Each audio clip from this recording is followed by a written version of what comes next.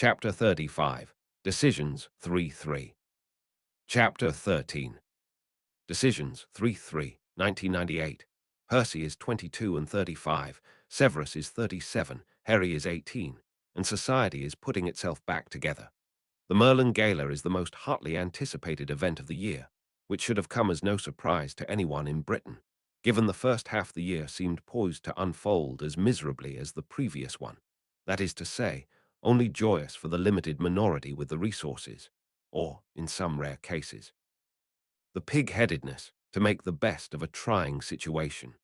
Still, the newspapers trumpet triumphantly the details of the upcoming gala, and the prophet sees a surge in readership, particularly welcome after the order set the office aflame earlier that year.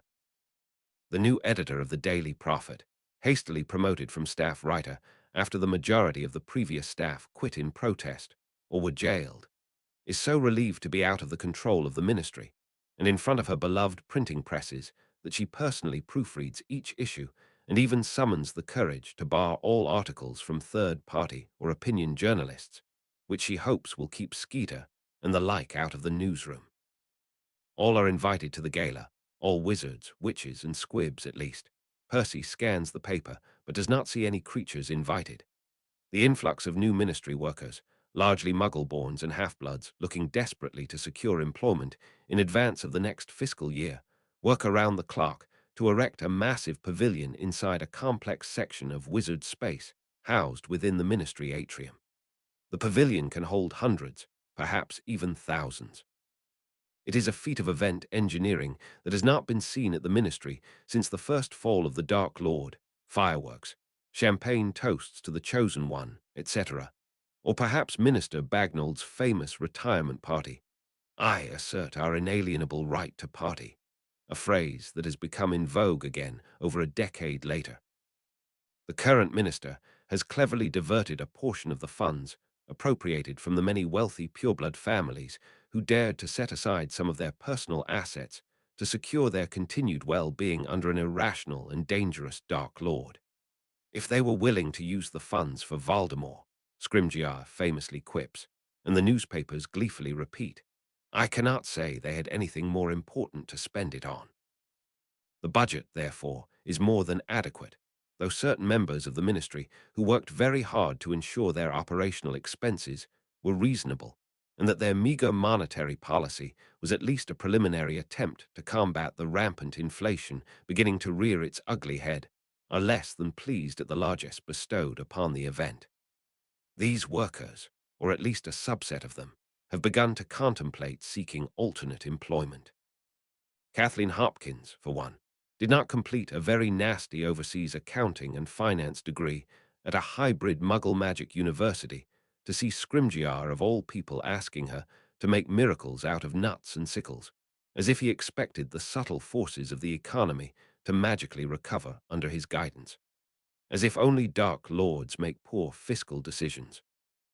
Kathleen intends to stay only long enough to push through the Muggle-born debt relief program, and then she is going to leave, she is, and she certainly will not look back. Musicians, sculptors, fashion designers, architects, all are consulted, and Scrimgeour goes as far to establish the Peace Arts Coalition, which many grumble is quite frankly a step too far, given that those skilled in the arts have long since been patronized by the wealthy rather than the government, and the majority of Daily Prophet readers are not quite sure what to make of independently funded artists that are not beholden to the artistic sensibilities of their patrons. Some people, Percy among them, have to concede that the gala, while an overblown excuse to spend a lot of money celebrating each other, has provided a successful kickstart to their small businesses, or at least a few select shops in Diagon Alley, given that everyone now needs new robes and champagne and dark glossy shoes and delicate fruits to arrange on a platter for the pre-gala teas that many people are hosting. Certainly the gala helps in some ways to minimize the divide between the Muggle-borns and the purebloods, since both are jostling in line at Gringotts in an attempt to deposit or withdraw money before the goblins cease their private negotiations and announce the new interest rates and vault fees, rumored to be vicious, particularly since there is not a full-time replacement for Amos Diggory, and the newcomer, a redhead with fangs dangling from his ears, does not inspire confidence.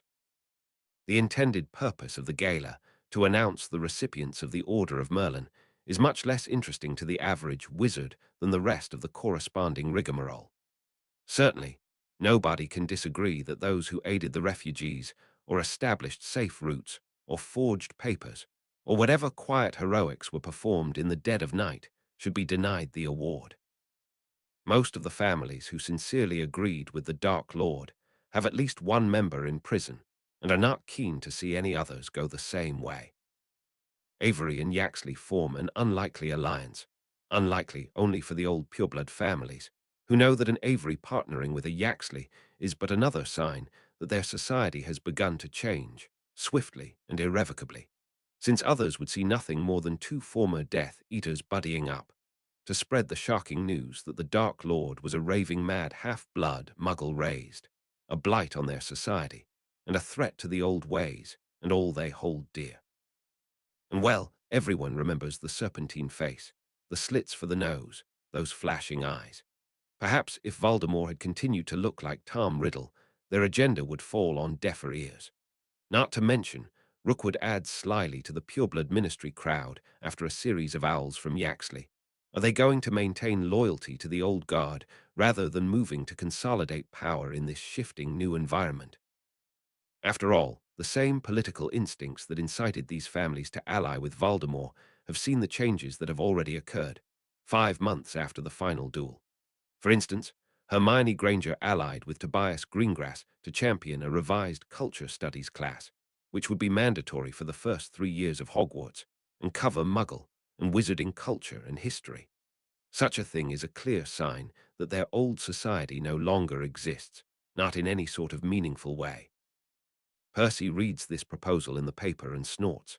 The next day, a letter comes his way from Tobias, requesting help in such a way that to refuse would certainly cast a pall on Landon's memory and be a blatant attempt to circumvent the debt that Percy most definitely owes to the Greengrass family. The ministry has an absolute deluge of permit applications to work through, as a handful enterprising young wizards see opportunity in the numerous empty storefronts scattered around Britain. Unfortunately, the ministry must balance these new applications with fairness to the old residents, many of whom were unfairly driven out or preemptively fled during the early days of the war. Somehow, there are both too many job openings and too many unemployed wizards, a puzzle that stymies everyone from the head of St. Mungo's, trying desperately to recruit more healers to help with the masses of wizards who have suffered spell damage, anxiety, malnourishment, or torture over the last few years, and are belatedly seeking treatment, to Madame Malkin, who cannot personally fit every single person in Britain for new dress robes on the same day, particularly because the centaur communities who typically provide the silk for said robes are in a state of upheaval with their own post-war dealings and cannot provide accurate delivery estimates. And there are other changes, too. People with reflexes that cannot be erased by 5 months of peace, and anger bubbling up in alleyways, and Hogwarts students who feel they have nothing to learn from returning to the castle, and parents who are frightened to let their children out of their sight. There are teenagers who exult in their freedom by overindulging in odd hallucinogens or alcohol, and former forced fugitives demanding fair recompense for their plight. Some even submit receipts for the emergency supplies they were forced to purchase, or the estimated cost of the emotional damage they encountered while fleeing for their lives, and wizards grappling with the implications of what atrocities they aided in as a result of their own fear and anxiety. People who learned the difficult way how prejudiced their neighbors were all along, and those who risked their lives for people they barely knew. All of these people obediently RSVP yes to the gala, or so Liam informs Percy in an utterly unexpected letter. Percy squints at the scroll when it arrives and suspiciously sees Scrimgeour's influence behind the untidy scrawl. He's not stupid enough to believe that Scrimgeour had accepted his denial of the award easily, without stirring up some sort of fight. If Liam is to be believed, the gala will reach record numbers. The idea of it makes Percy sick to his stomach, even if Scrimgeour will honor Percy's wishes and allow him to sit in the sidelines.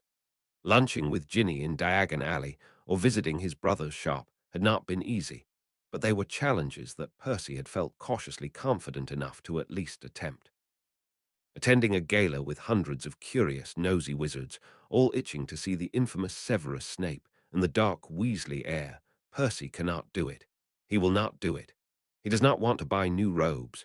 He does not want to think about how to hide his lack of magic. He does not want to answer questions or face accusing eyes or satisfy the society-wide desire for gossip.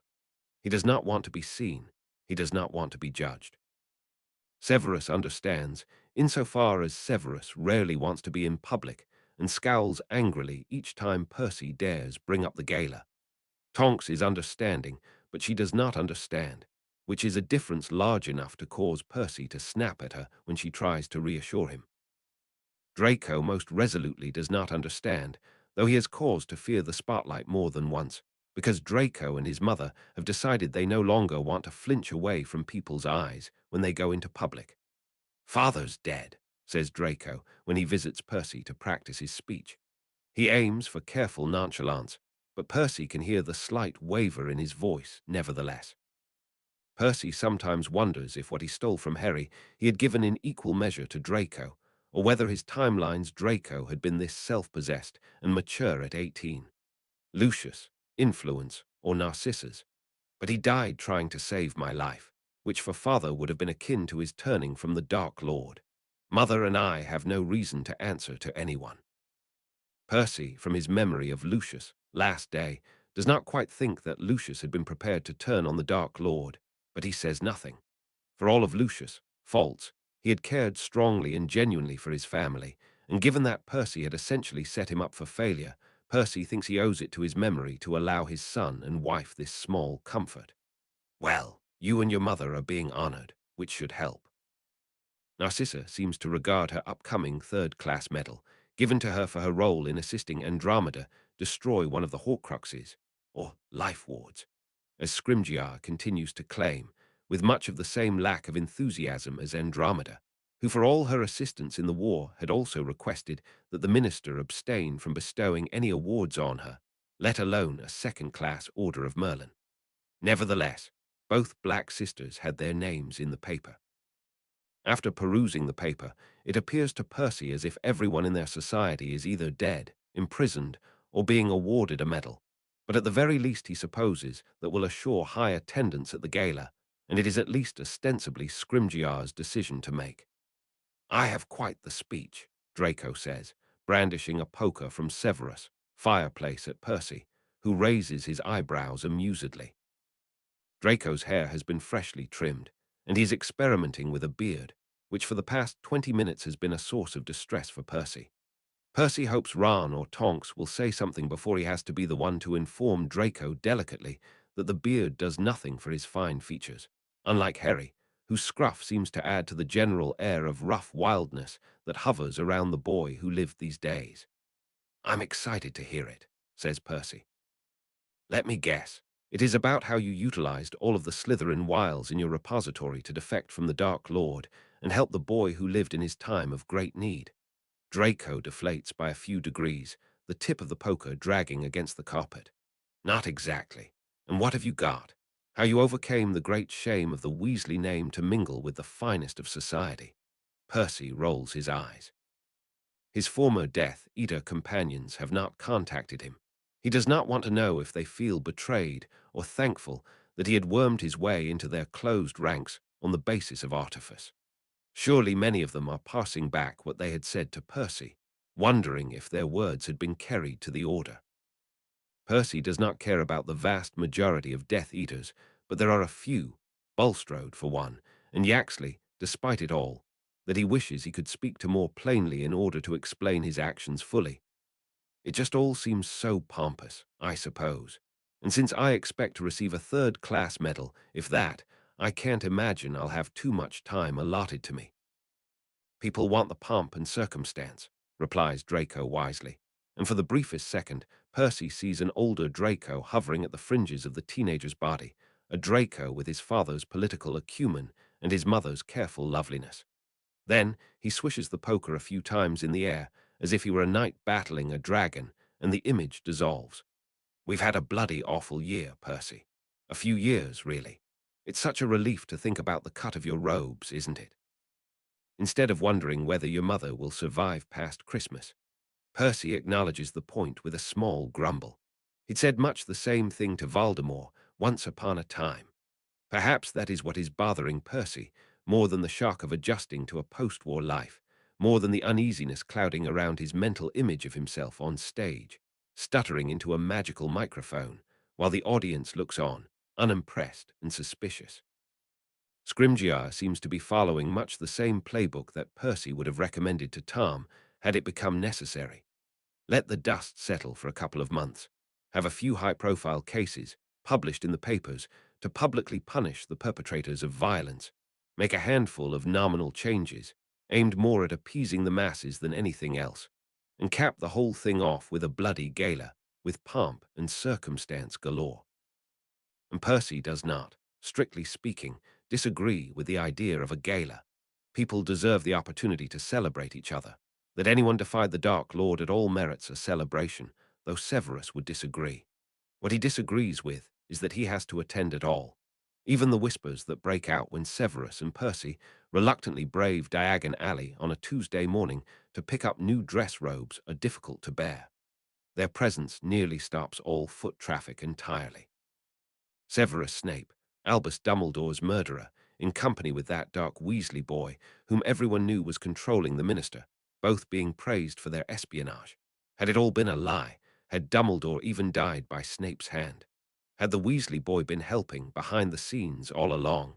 How had they lived with themselves, the choices they had had to make, seeing hatred on all of the faces of those who had once known them? Had they spoken to you-know-who? Or rather, had they lied to him and succeeded, or was it all some sort of trick, just two wizards playing both sides? Severus nearly unleashes a series of hexes on the crowd, but Percy manages to forestall the inevitable disaster by quickening his steps and darting through the crowd until Severus is forced to follow or be left behind.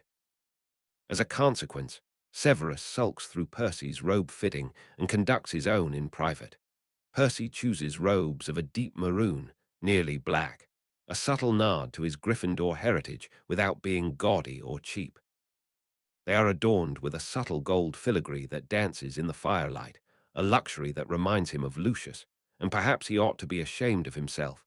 But he feels like he will need some of Lucius, strength to get through the gala, some of Lucius, silver tongue and charisma, some of Lucius, impeccable taste. None of his siblings seem to understand Percy's fear either, even Ginny, who despite herself has been caught up in the excitement. Percy cannot begrudge any of them their good cheer. He is happy that they are each being celebrated, for each had a part to play in the war, and each left their own impact on society. In the last timeline, only Ron had been thrust into the public eye, and any of their own joy and relief was dampened forcibly by Fred's death. In this timeline, Percy finds that even from the whispers he gleans at the margins of society, the Weasley family is becoming quite well regarded. Fred and George, as the only single siblings save for Percy, take great pleasure in informing the rest of them as to how popular they are proving to be with would-be suitors. The one time that Percy sees his mother, at a Weasley supper where Percy arrives late, leaves early, and says very little, she looks tired but cheerful, and he has the strange thought that perhaps she would understand his desire to stay out of the limelight. Percy does not know why he had ever wanted acclaim so badly that it had been reflected in the mirror of Erist.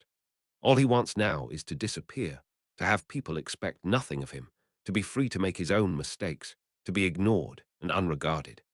If this had been what his mother had felt as the heir to the Prowett family, he can, strangely enough, understand her desire to seek refuge as a Weasley housewife. At least everyone would form their own assumptions about her and let her be.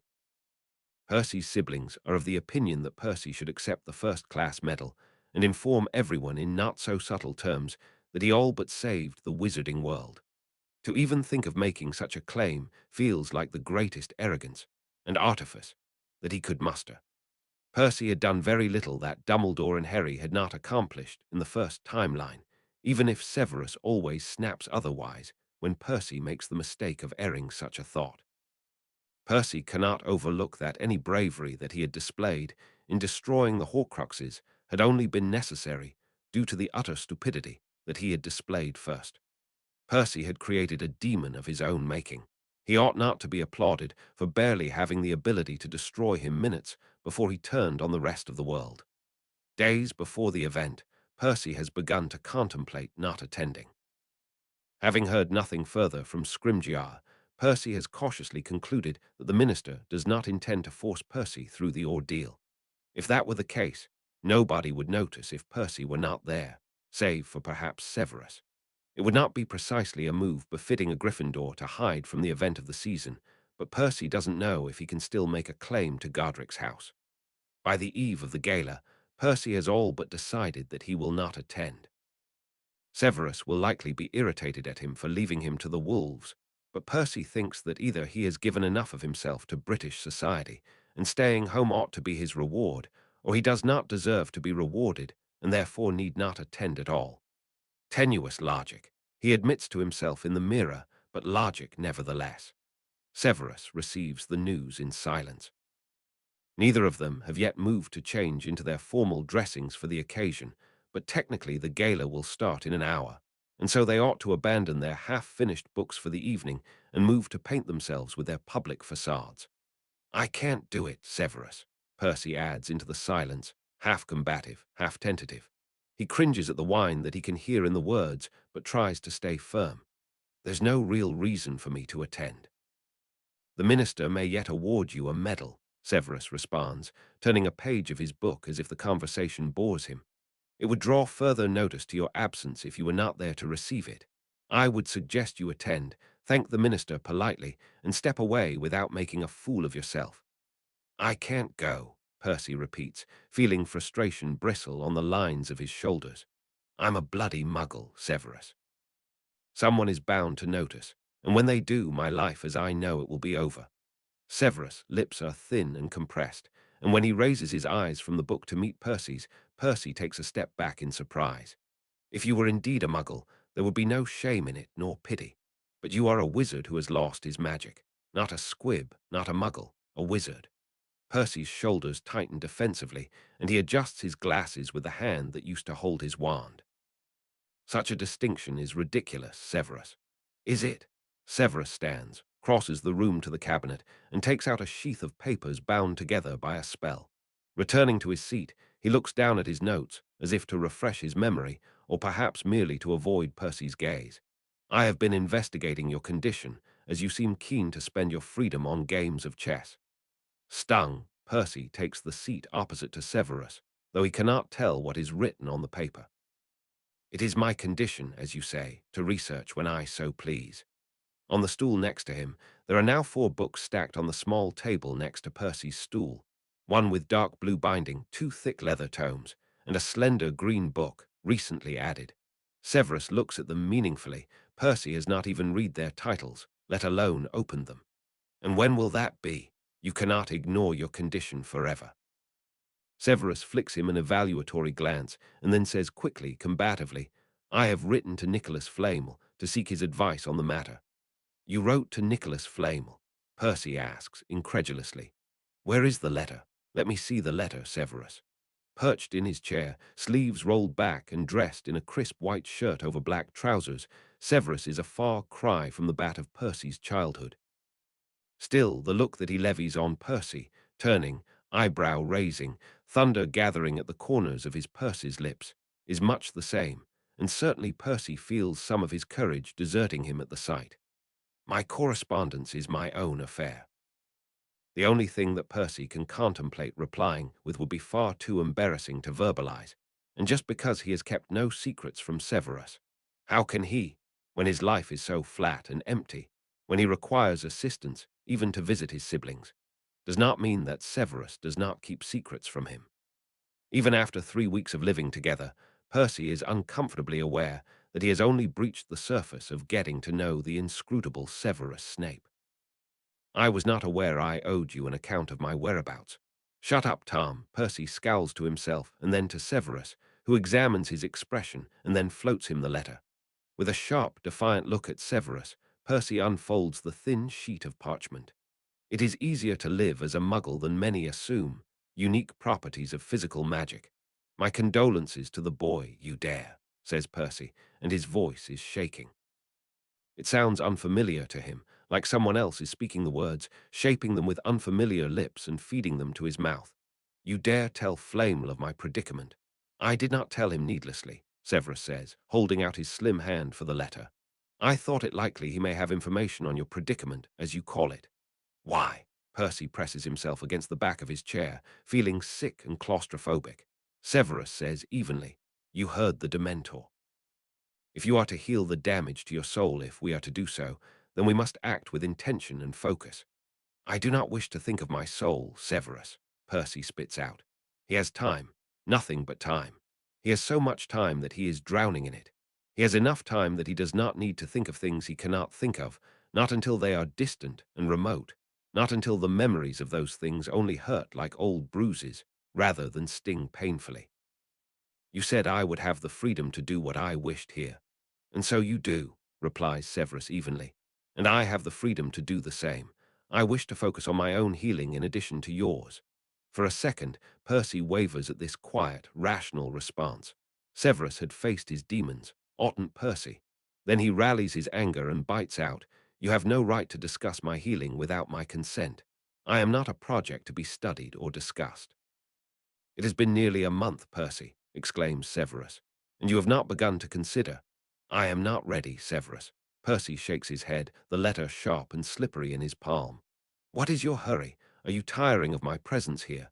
You are hoping you can fix me and then be done with your penance. From the involuntary flush staining the bridges of Severus' cheeks, Percy can see he won a point. Unknown to him, one side of his mouth pulls higher than the other in an uncomfortably familiar smirk as he leans forward and says viciously, You are, aren't you? I've wondered why you were so passionate about helping me. You never cared for me, Severus, beyond what I could do for you. You hope that if you heal me, you'll make up for your sins. Do not prescribe motive to my actions, particularly when you are incorrect, snarls Severus. Even in Percy's muted state, he can feel the edges of Severus' magic as it begins to swirl through the room. Percy shakes his head incredulously. It's simple logic, you know. If you believe that I can be healed, that doing so will right your wrongs, then you believe that I need healing.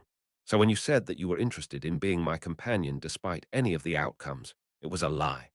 Do not be ridiculous, Weasley. I will not be your mechanism for redemption, Snape, Percy says cruelly. Bringing my magic back will not bring Lily back too.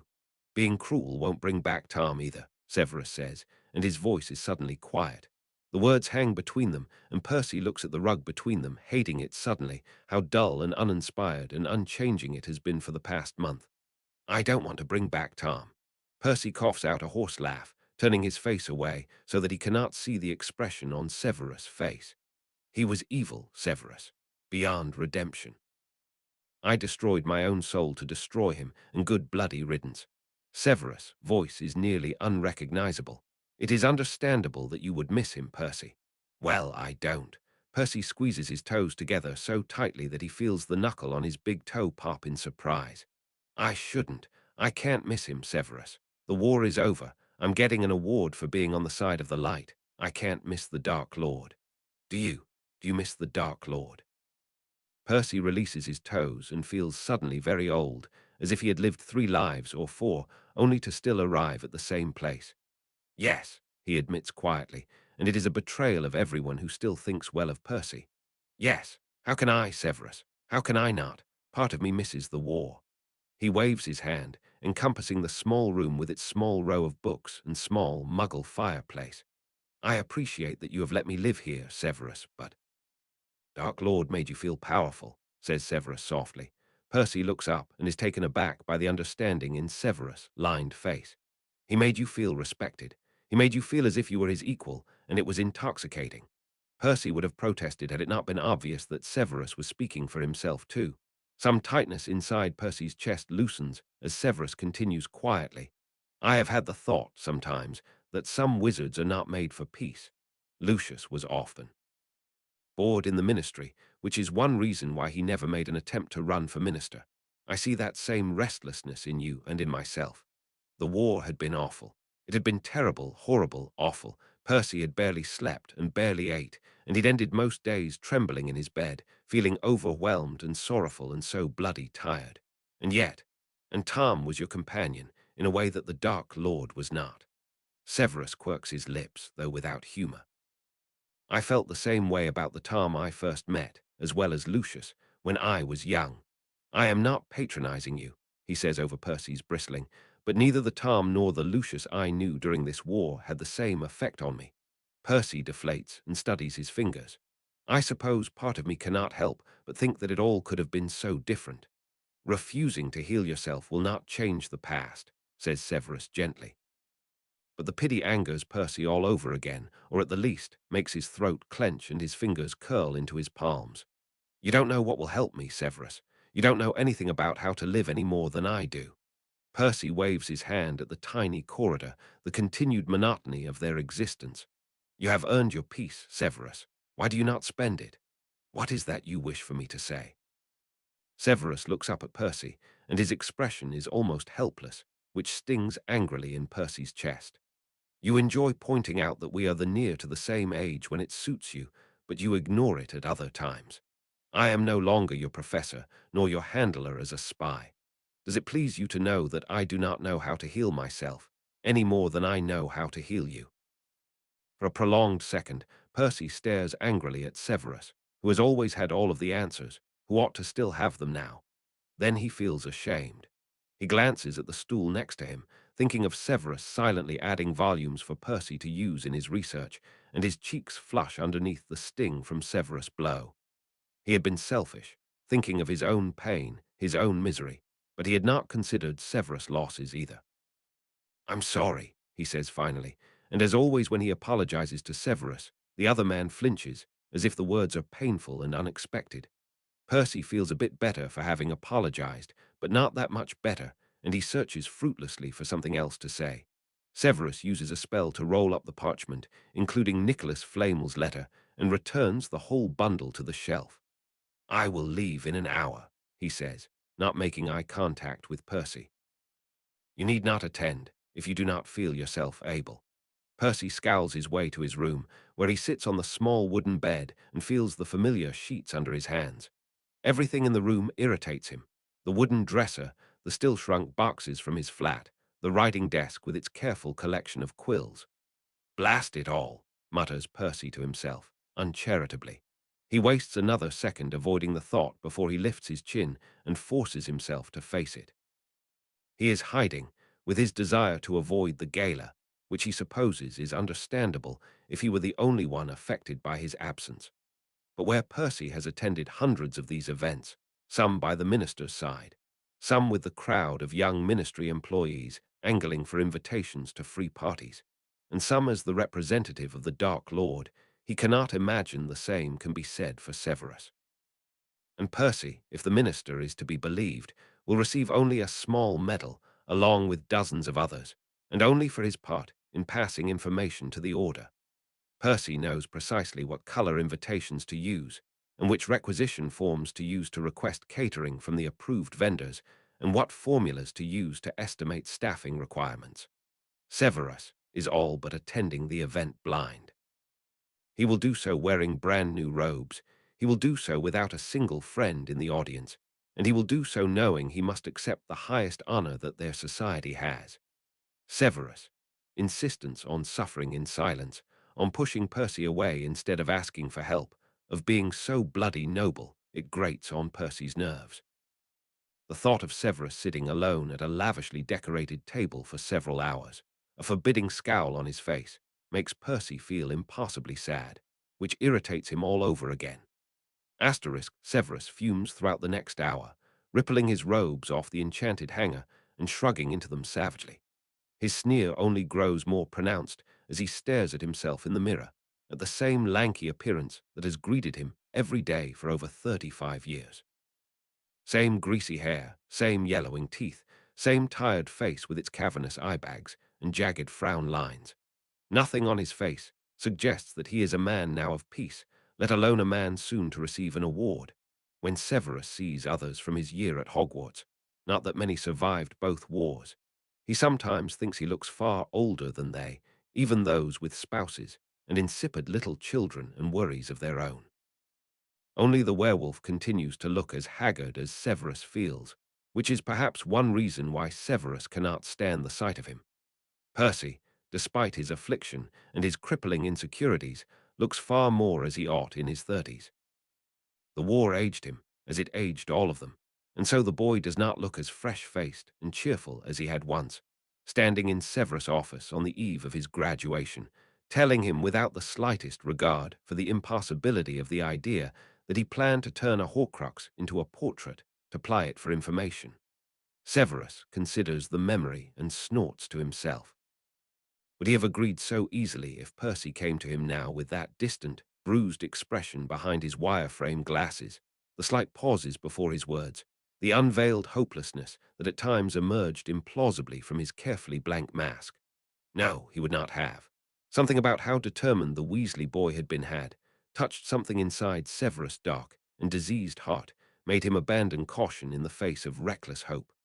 Now they are to be honored. Or rather, now he is to be honored, since Percival Ignatius Weasley does not suffer fools lightly, even when they are of his own image. Severus would have pressed the issue earlier, had he not been wary of inciting precisely the same sort of argument that had just erupted between them. Severus scowls to himself and pulls the new robes more tightly around his body. The fabric feels strange against his bare skin, and he pulls open a drawer in his cedar dresser and examines his selection of plain black and white shirts. Was he meant to wear something under the robes? They buttoned in the front, a long row of silver gleaming buttons with intricate detailing, and fell to lightly brush the ground. Purebloods traditionally wore only pants under their robes, or so Severus thinks, faintly recalling the sound of Lucius' smirking voice as he instructed a young Severus in proper attire. Would that apply to such an event such as this? Would he have to unbutton his robes so as to receive the medal? Severus could go into the other room and ask Percy, for doubtlessly the boy knows everything about these types of events, but he cannot quite bring himself to do so. Without lingering on why, Severus tells himself firmly to stop dithering over his appearance like a fifth year, and decidedly pulls a crisp white shirt out of the drawer without thinking on it any further. At the very least, the shirt would provide a barrier between the suspiciously luxurious feel of the fabric, so he could try and pretend he was wearing his customary teaching robes. He'd binned all of those coarse, rough black robes during his frenzied cleaning of the house, and had to purchase a new set of them via owl order. It had been an impetuous and stupid thing to do, but he could not stomach the idea of wearing his Hogwarts robes for a single day longer. Shrugging the robes back over the shirt, Severus returns to the mirror, which was intentionally a muggle mirror, and so would not bother him with trite comments. He bares his teeth at his appearance, unable to entirely prevent himself from remembering the panicked look of shock that had crossed Percy's face when Severus had admitted that he knew no better how to heal from the tumult of war. It should not bother him. He is Weasley's professor, his handler, the adult to Weasley's child, and he should have been prepared to shoulder the burden before offering his house to the boy. What care did Percy have for Severus' pain? Severus is an expert in pain. He ought to be an expert in redemption, too, or at least with living with one's sins. The hair will not be improved, he decides roughly, watching with distaste how it swings, unkempt and lanky on either side of his face. His teeth, well, his teeth he could fix, though the teeth-whitening spell tastes foul, and he had not thought to prepare one of the many potions he occasionally forced himself to take to correct some of the outright decay of his body that threatened to overwhelm him every 5 years or so. Weasley had no right to expect Severus to magically heal him, as if he were Minerva or even Albus, ready with a warm word and knowing look. Although Severus has to concede as he grimaces over the spell, Percy had not asked Severus to attempt anything of the sort. All he had asked, in his own quiet way, was for Severus to leave him bloody well alone, and Severus had done his best. So what if the boy wanted to waste his ill-gotten youth on lengthy periods asleep in bed, or trite little chess games with Draco, who was still avoiding Severus, something that Severus keeps meaning to correct, though he is not up for a fight with Lucius, son, or visits with his siblings. It relieved Severus, it did, to know that at least some of the Weasley children were beginning to display the same maturity that had always tightened Percy's face, even if Marley and Arthur were being. Severus runs his tongue over his teeth and proclaims them adequate. After a prolonged hesitation, he transfigures a leather tie out of a scrap of parchment on his desk and ties his hair behind his head in the type of low-hanging tie that Lucius had so often favored.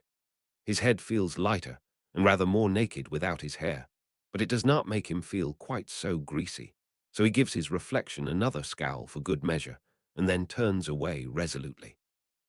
The Nymphadora girl is another point altogether. Severus thinks that if Percy has not realized that the girl is fond of him, he will soon, which he supposes will be sufficient motivation for the boy to begin waking earlier and acting with a bit more energy. Severus is not sure that Nymphadora is the correct choice for Percy. For one, her careless and cheerful approach to problem-solving seems designed to irritate Percy, who had been famous among the professors for his strict, rigid meticulousness. But she seems to have easily accepted his role in the war, his lack of magic, and his hampered return to peace. Severus wonders when, or if, Percy will tell her of his travels through time and how the girl will take the news. At least Andromeda will be a fierce and protective mother-in-law, and certainly one that could take on Marley Weasley for sheer stubbornness and determination. Robes, shirt, teeth, hair, shoes. At long last, Severus cannot fritter away the time any longer, and so he slowly and deliberately walks to the parlor, his footsteps echoing as he descends the stairs. He has a sudden image of his father, walking down these very same steps, dressed in his dark work clothing, his face scrubbed clean and his hair neatly parted. The man that returned to their house at the end of the day bore very little resemblance to the one who kissed his wife on the cheek, accepted a bagged lunch, tousled his son's hair, and then descended into the darkness and clamor of the mundane and demeaning job that was the family's only source of income. When Severus first saw an image of a prisoner in Azkaban during his 4th year, he'd thought at once of his father, walking with a weary step back into the house after dark, his face smudged with dirt, his shoulders pressed low from the indignity of letting some condescending rich boy dictate his every movement, his hair greasy and his eyes flashing with barely muzzled rage. The prisoner had lifted its head and stared out of the portrait with that same resigned anger, the same hopeless agony, the same brimming danger.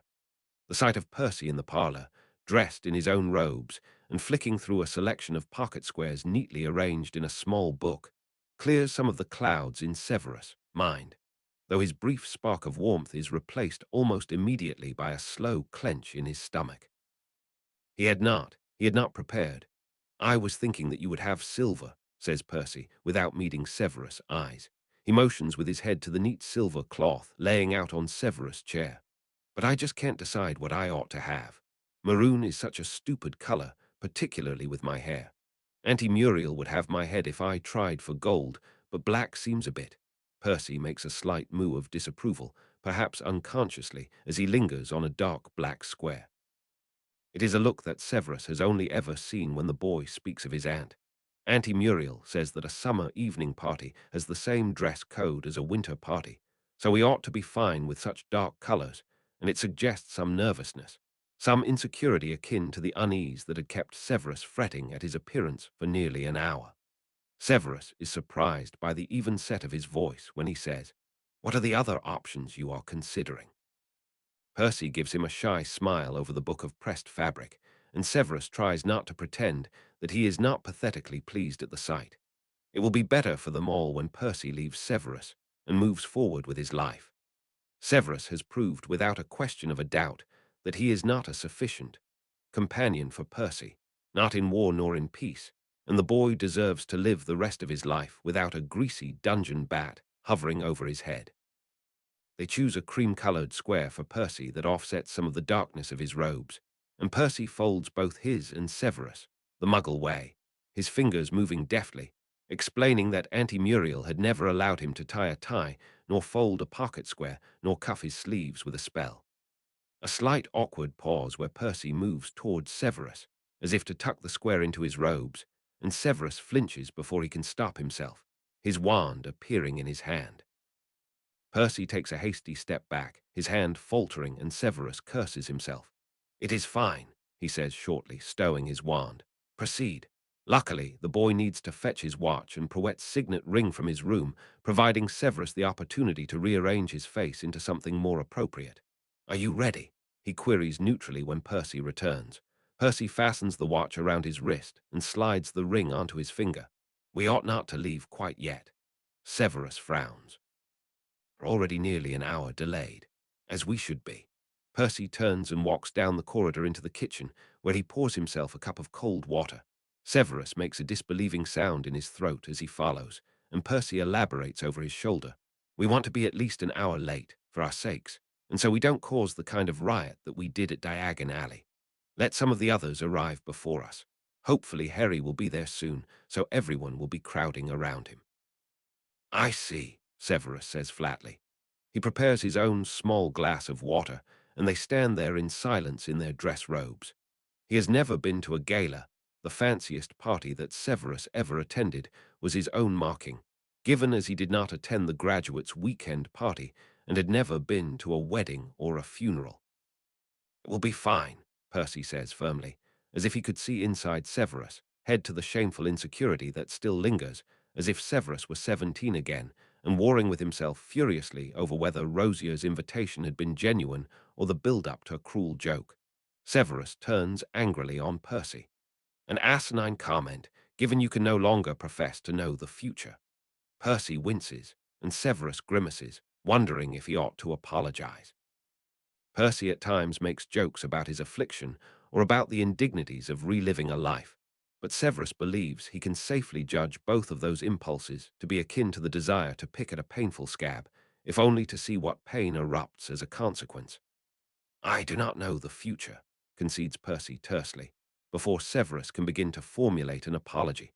"But I do know how these events generally go, given that I have attended far more of them than you.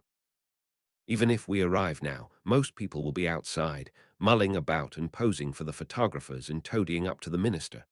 Soon, the minister will give a brief speech, followed by the arrival of the food, and while we are eating, he will introduce the third-class medalists. A small break, dessert if I had to guess, followed by the second-class medalists, who will give lengthier speeches. Followed by Potter and I," grumbles Severus.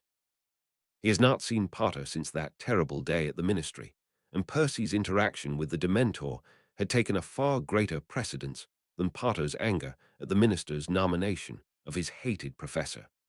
He cannot imagine that the last month had made the boy any more reconciled to the fact that they would be honored together, standing side by side. It would undoubtedly turn out to be some sort of sick joke. The fates like to dangle Potter in front of him, as if to remind him of Lily and James all at once. Percy nods. "By this time we will all have champagne, so we may toast you. The minister will force you to stay throughout the next hour of socializing, and then we can sneak off and come home." Severus stills just slightly. Perhaps it had been said casually. Surely the boy did not think of H.S. House as.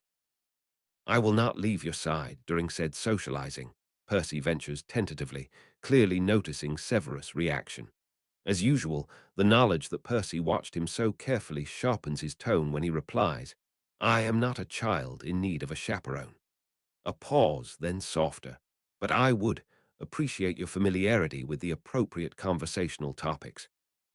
Severus bites down on his jaw, a muscle jumping in his cheek, as Percy's eyebrows go up in visible surprise before a careful look of neutrality wipes away any signs of his personality. It has been so long since Severus has seen this look from Percy that it angers him to see it again, though of course Percy does not owe Severus anything as asinine as an unguarded expression. "Let us go, then," Percy says, checking his watch again. Severus knows that this is the watch that Marley Weasley gave to Percy for his 17th birthday, but as he has done many times before, prevents himself from asking after the boy's mother. By mutual agreement, they do not discuss each other's parents. He sets his glass down in the sink. Severus absently casts a cleaning charm and directs the pair of glasses float back into the cabinet, so that they need not worry about them upon their return, and then walks back to the main parlor, his back straightening with each step and his stride lengthening, until he looks far more like the man that Severus had partnered with to destroy the Dark Lord, rather than the querulous and tremulous boy that had taken residence in Severus' house for the past month. 1 hour of socializing, Severus grumbles to himself, so that he does not have to think about how pathetically relieved he is to see the Percy with whom he is familiar return. It will be better for him to leave, and sooner rather than later, he reminds himself firmly as he lifts the wards on the flue. He had not wanted to accept the minister's offer that they flew directly into the minister's office before making their way to the gala, but Severus had thought, at the time, that doing so would prevent Percy from having to explain to anyone why he was being escorted by another wizard.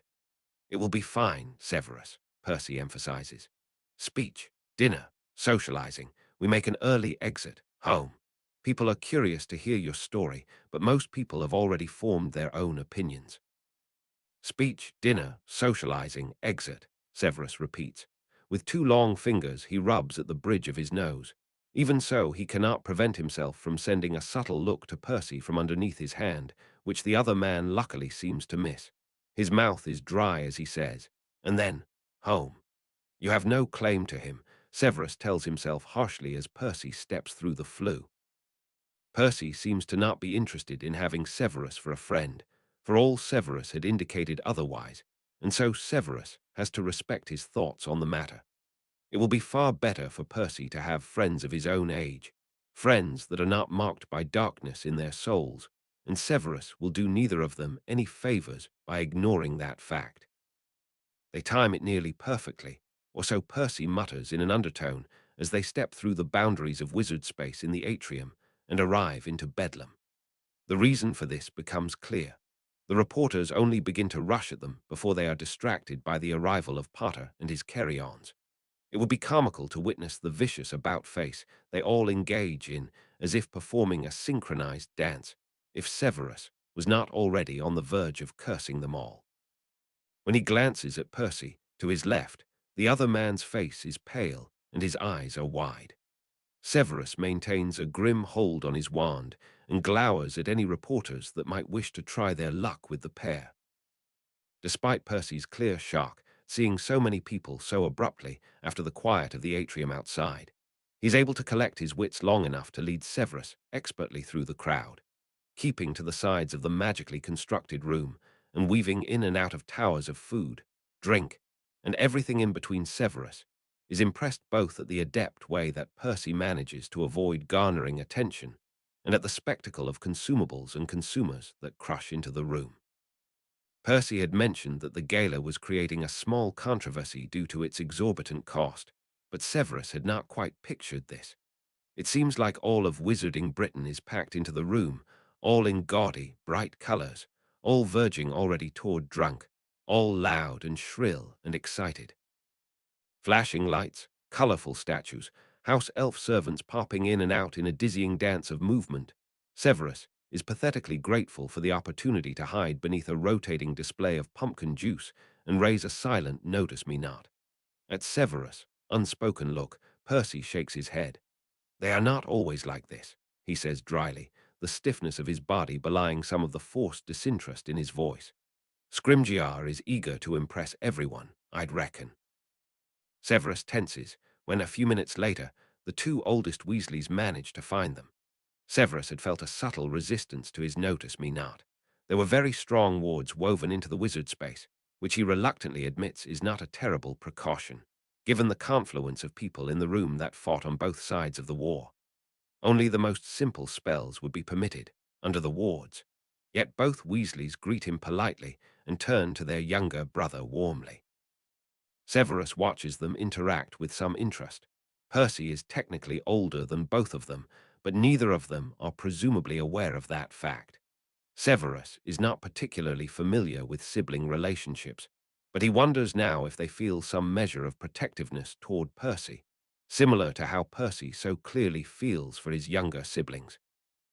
They had not had much contact during the war, as far as Severus knows, but Charles had contributed meaningfully to the escape routes, and William has been working closely with the goblins in Amos' absence. Yet neither have visited Percy at his new residence, though Severus had granted him permission, grudgingly, to reveal to both where he lived. Why, hello, Daniel, Percy greets the third, a tall, slender boy with dark hair and an aristocratic tilt to his shoulders. Pureblood, foreign, wealthy, Severus can tell at a glance. After so many years of mingling with them at the Dark Lord's skirts, Severus can pick this type out of a crowd. Severus is surprised to see how warmly Daniel smiles back at Percy. Congratulations on your work during the war. It's excellent to see you again. Even Percy's old classmates were satisfying their curiosity by gaping at him from afar. Severus had noted several of the old Gryffindors in Percy's year in a furious huddle, throwing glances at the group, but not making any move to greet their old housemate. Severus cannot recall this Daniel, nor remember Percy ever mentioning him. But Percy does not seem to be looking at Daniel, even as Daniel looks at him and Severus curiously. Instead, he is staring with narrowed eyes at Charles, who manages to look both mischievous and guilty at the same time. It is a look that Severus is more familiar with on the Infernal Twins. Charles had always been perfectly polite in his class, not particularly talented at potions, but respectful and conscientious nevertheless. "You didn't," Percy breathes, and Severus flinches automatically at the pleased vigor in Percy's voice, something that he has not heard for many weeks. "I did," Charles says proudly, and with an abrupt, defiant gesture, he slips his hand into Daniel's. Mum said she was pleased to meet him and invited him to the next Weasley dinner. "Well done," Percy says honestly, as Severus relaxes his grip on his wand, only to step forward again quickly when Charles lunges at Percy. Yet is only a hug, and Severus tries to disguise the movement as an attempt to grab a goblet of pumpkin juice.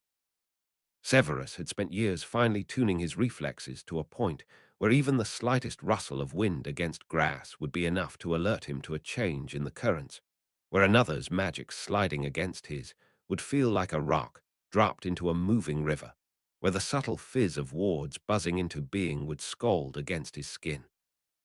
In this room, Severus has already noticed several groups that may move to violence if the mood strikes him, and several more potential exits, and the small group of Slytherins that may be counted on to come to his aid if a duel broke out unexpectedly. He had not thought to factor in physical affection. Severus listens with half an ear as Percy congratulates Charles on his successful coup before turning his attention on William, who is apparently engaged to the French Triwizard champion. Severus nods to himself. He had been impressed with the girl, who had plainly decided to excel at magic, despite everyone who had dared believe her nothing more than a beautiful ingenue.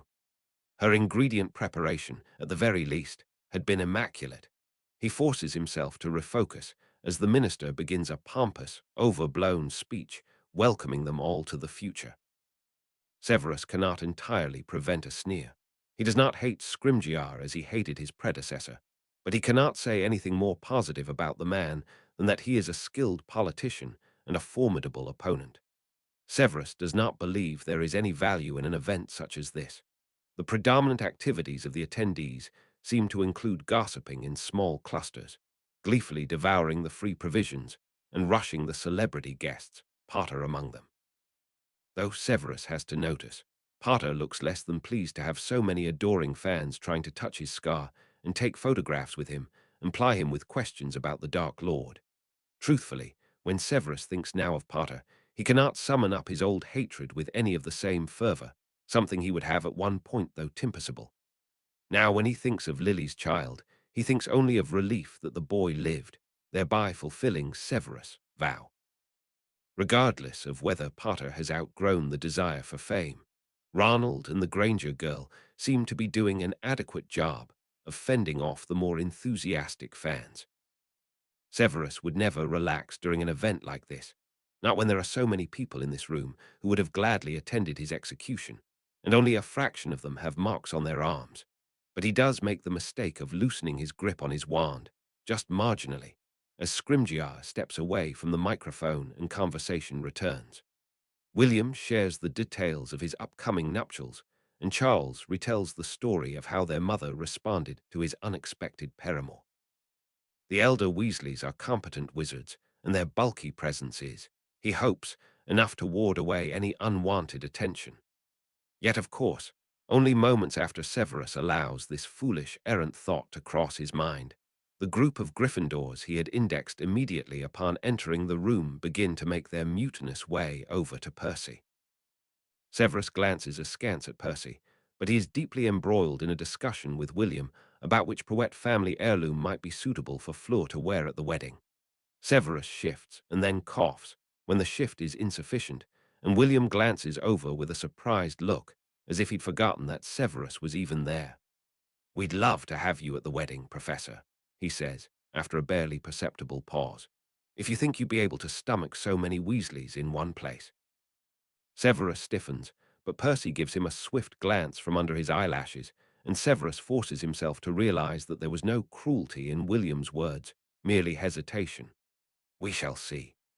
Percy begins to frown, noticing the insistent edge in Severus' demeanor, but he does not turn his head quickly enough, and so the arrival of his classmates comes as a visible surprise. Severus sees the flash of discomfort tremble his lips before he stiffens his face and inclines his head graciously. "Mariana Henry Oliver," a beat that triggers Severus' mental alarm charms. "Theodora." "So you're here," says Theodora viciously. Severus searches in his memory for her, but she had not left a particularly strong impact in school. Muggle-born, he remembers, born in Germany, yet her parents had made the eminently sensible decision not to send her to one of the closer schools. "Funny to see you all dolled up, Percy." Severus glowers at the girl, who notices his ire and wilts just marginally, though not enough.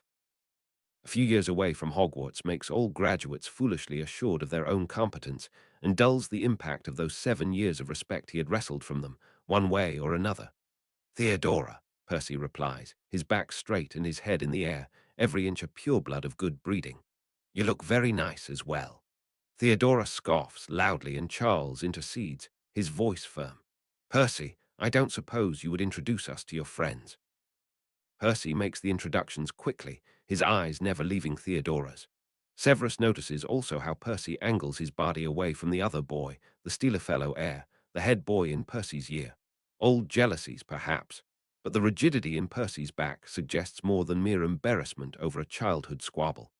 "Good to see you alive," says the boy viciously. The third girl, Mariana Merriweather, if Severus remembers correctly, sends him a disappointed look but does not intercede. Severus notes the sparkling diamond on her finger and rolls his eyes. He had seen many disappointed looks sent from the wives of pureblood heirs, but very few of them had ever had any impact. "I heard that you personally apologized to Lord Greengrass for your role in Landon's death. I wasn't expecting to hear you admit it." "Henry," Severus notes Percy's expression with distaste. His eyes are wide and blinking, and he looks impossibly guilty, though Severus had assured him that the Greengrass boy had been playing a reckless and dangerous game, and nothing Percy could have done would have changed the outcome of his bravery one iota, save for kidnapping him and removing him forcibly from the French ministry. "The nerve of you to show up here," Henry snarls, and Theodora nods fiercely. "I hope it was worth it," she says, her voice full of ugly malice, and Percy flinches as if this mere imprint of a person were his most beloved bosom friend. "I hope you can sleep at night, Percy." Severus would have been gratified to see the wands pulled by both Charles and William if he had not been intent on pulling his own, taking a step forward, his face a terrible study in rage. But a third voice stills them all, a quiet, almost mocking voice that Severus remembers well from school. "I have a suggestion for a jolly good mattress, if you're struggling to sleep, Percy." Mathilda Lysander, only child of Lewin Lysander before his wife passed away in childbirth. Lewin would have much preferred Mathilda to be a different sort of child. Male, for one, and with the sort of stocky athleticism that had allowed Lewin to entertain delusions of sporting grandeur. Even among the Slytherin circles, where parental neglect was considered a sensible child-rearing practice, and physical punishment was de rigueur, Lewin had been whispered about for his cruelty to his only child, the likes of Lucius Malfoy pursing his lips over a glass of chilled wine. Severus had not known that Percy and Mathilda would have known each other, though Severus cannot say he disapproves of the friendship. Mathilda would be a good match for Percy, though Lewin would not accept anything less than a wealthy Slytherin heir, preferably of the same ilk as Lewin, though just subservient enough to allow his father-in-law to dominate his life without affording anyone else the same privilege. Percy's face is interesting as he regards Mathilda, surprise, and a sliver of fondness, and a sort of brightness among the eyes that Severus cannot identify the cause of nor understanding. Perhaps he is merely relieved that somebody came to his defense. "Hallo, Mathilda." Theodora scoffs again, more loudly this time, and Severus would have raised a privacy charm if William had not beaten him to it. "One wonders why you were even a Gryffindor." Mathilda looks at Theodora coolly as if the girl were scum beneath her pointed heels. Severus can understand the sentiment. He looks around for Minerva, but she has joined Granger and Weasley in defending Potter. "What did he do to you, then?" "What great act of cruelty are you hoping to learn was worth it?" "He tortured me," spit out Theodora poisonously, and Percy flinches visibly. "He tortured Henry, and he got Landon killed." "I see." Mathilda turns to Percy and raises an eyebrow. "So you made it in the ranks, I hear. A spy, they say. That would have taken more bravery than I thought you had in you." Percy accepts the compliment wanly, his eyes still dragging on his old classmates. "I wonder if these three quite understand the purpose of a spy," Mathilda continues, her voice light. "I imagine that you passed quite a bit of illicit information to the beloved Order of the Phoenix, not to mention that you helped to spirit away quite a few people. My roommate thanks you, by the way. She's engaged to be married, which she couldn't have done if her fiancé had been killed." "You knew that was me." Mathilda gives Percy an exasperated glare. "I take it your skills for subterfuge improved," she says with an imperious toss of her glistening hair. "I woke up having been obliviated, with my last memory my decision to throw myself at your feet and ask you for help, and a note in your handwriting in my pocket. Yes, I knew it was you." "So you helped a Slytherin," says Henry, his voice dark and angry. "But you couldn't help any of us." Mathilda gives Severus a look filled with commiseration. "Hallo, Professor Snape." "I never appreciated how much dimmer some of these Gryffindors were, compared to us. I rather think they wanted Percy to fly around on his little broom and personally rescue every Muggle-born that had the misfortune to face a snatcher. That's what you did, didn't you?" This she directs to Charles, who looks surprised to be spoken to by a Slytherin. "Don't get me wrong, Weasley. I was quite impressed to read how effective that strategy was, but I don't think Percy would have survived more than a few days had he attempted the same." Charles clears his throat but manages to say dryly, "Well, Percy never was good at flying." "You don't have to defend me," says Percy darkly to his brother and to Mathilda. "They're right." "No, idiot, they're wrong," Mathilda says crisply. "So you tortured them a bit." "I imagine it wasn't a very good attempt at torture, unless you grew a backbone after we stopped working together. I imagine that you were forced to torture them, either to win the trust of the Dark Lord or to forestall some inevitable Gryffindor declaration or ultimatum. He used the Cruciatus. So did my father, when Lucius Malfoy told me that I wasn't suitable to present to the Dark Lord for a mark," Mathilda says coldly. Theodora takes a visible step back, surprised at the sudden ice in Mathilda's voice. "At the time, I was quite miffed, as you would guess. It had become abundantly clear to me that there was no future for me at the ministry, not if the Minister of Magic himself had more appreciation for my skirts than my mind." "How long did it take you to decide just to marry him instead of pursuing a career?" Mathilda tilts her head toward Mariana, who blinks rapidly but does not respond. "I thought that perhaps the Malfoy family would sponsor me, since they clearly were willing to sponsor a Weasley. But it turns out that the Death Eaters had no use for women, not unless they were Bellatrix Lestrange, and we all know how that turned out." "You can thank Percy for that," Severus cannot help but say, though it causes a ripple of shock to pass through the group. "What was it, Percy? You killed her while disguised as a Death Eater when she was threatening your family, and you managed to pin it on yet another Death Eater, one who was impersonating a high-ranking ministry official."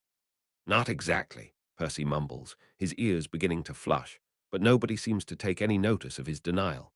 Severus stands back in satisfaction as the Gryffindors, Weasley's brothers included, exchange surprised looks. "Well done," Matilda says, surprised. She turns back to Theodora, her eyebrows raised. "You wanted to know if it was worth it. Do you know who the first Muggle-born to receive an Order of Merlin of any kind was?" Lily Potter, and the minister awarded her it posthumously a few days ago, presumably so he doesn't have to decide which of you lot ought to be the first. Do you know how many women have received the award? 13. Do you know how many female ministers there have been? 1. And Minister Bagnold only managed to get elected because she pretended she would be content to be some kind of figurehead. Even that you've been invited to this type of gala shows that it was worth it, Theodora, and if you disagree that it took a war to get to this point, you've less of a grasp on the history of the wizarding world than you think you do. Lily had, Scrimgeour had. Why had he not been told? Theodora begins to hotly reply, but Mariana tugs her away with a rough yank of her arm. Enough, Mariana hisses, and Theodora turns large, betrayed eyes on the girl. Severus snorts to himself, though he is satisfied when Mariana turns back to Percy, formally inclines her head, and says, "Thank you, Percy." "Thank you," says Percy to Mathilda after the three Gryffindors disappear. Severus crosses his arms and gives her a pleased nod, forcing his shock down at the news about Lily. Mathilda had been one of his favorite students, perhaps because he could understand her desperate drive to prove herself without resorting to cheap cruelty or cheating, and she had comported herself with the dignity befitting Slytherin House. Mathilda grins at Percy, clearly pleased at her victory. "Well, I figured I owed you one. Let me know when you're back at the ministry, will you?" Scrimgeour said you were taking a leave of absence for your health, but you look fine to me, though a bit touched in the head, letting your classmates talk to you like that. Percy rolls his eyes and waves them off, but as they move to take their seats, the lights in the atrium dimming to indicate the minister is going to speak, he has a small smile lingering at the corner of his lips. The first 2 hours of the gala pass precisely as Percy had predicted, with the notable exception that he is not called up to the stage to receive an Order of Merlin, 3rd class, nor a 2nd class either. The omission makes it very hard indeed for Percy to focus on anything other than his own rising dread. He stares fiercely at Scrimgeour as he heartily congratulates each recipient, says a few brief words about their accomplishments, and then allows them to share their own thoughts, but Scrimgeour ignores him entirely, forcefully, though Percy has been consigned to a table at the very front of the room. Severus is to his right and Charlie to his left, but across the table from Percy is Harry, who looks dashing in charcoal robes, yet seems to be the most nervous, staring down at his golden-rimmed plate with a sullen, faraway expression. One by one, Percy's siblings, co-workers, and old schoolmates stand to receive their award. Theodora receives a 3rd-class medal for her work in allying with the Muggles to protect some of the Muggle families of the undesirables. She glances involuntarily at Percy before smiling out at the crowd. Cedric receives a thunderous round of applause for his mentorship of the DA, dwarfed only by the cheering and hollering that accompany Neville, Luna, and Ginny when they stand together, blushing, as the minister commends them warmly for their bravery. Oliver and Charlie demonstrate a brightly glowing map of the major flight, routes they used to ferry people across Europe, which Percy finds quite interesting, considering he'd seen the other side of it. All the messages from foreign ministers, the meetings that Pews hadn't attended, the gossip that spread over the ministry like a soft-spun web. France is turning a blind eye to Muggle-born refugees. Romania will accept you if you prove you fought against the Dark Lord. Spain seems to be crawling with supporters of you-know-who. Despite himself, Percy relaxes some as the night winds on, predictable and orderly. Speech after speech after speech. It warms him a little to hear of everyone who helped in some way against the Dark Lord. It makes him feel marginally less alone, and marginally better about his choice to wind back through time. Scrimgeour certainly had died in the first timeline, and Charlie had not allied with Oliver, and there had been no concept of safe routes, at least not that Percy had ever learned about from his family or the ministry. These changes cannot be directly attributed to him, but still. His shoulders retreat from their forced march toward his ears with each new course, each new toast. Even the earlier upset of Mariana, Henry, and Theodora is softened slightly by all the rest of it. He even smiles at the sight of Yaxley, smugly accepting an award, followed by Draco and then Andromeda, a small but crucial group of Slytherins that merit a surprisingly enthusiastic reception. Yaxley catches his eye, and Percy raises his glass despite himself, a small smirk emerging as Yaxley winks exaggeratedly at him. Yaxley has always been a bloody idiot, but Percy thinks that perhaps the other man is not angry at him, despite Percy's deception, particularly as Yaxley has emerged quite heroically as a result. Quite a spectacle, Severus mutters to himself as Ron and Hermione receive a standing ovation for their unwavering support and loyalty to the boy who lived. After their joint speech, several people are dabbing their eyes fondly, and Harry is crimson red in his seat. But Percy does not hear a hard edge in Severus' tone, nor a bite of derision. Perhaps he, like Percy, cannot help but be warmed just slightly by the affair. And it is a spectacle. Tables groaning with food, light, delicate bites to precede the main meal, floating towers of glasses of all shapes and sizes, like crystal chandeliers in the air, and everywhere Percy looks, witches and wizards in their best robes, talking, glittering with jewelry. House elves in neatly pressed towels, whisking discarded silverware away with a snap of their fingers.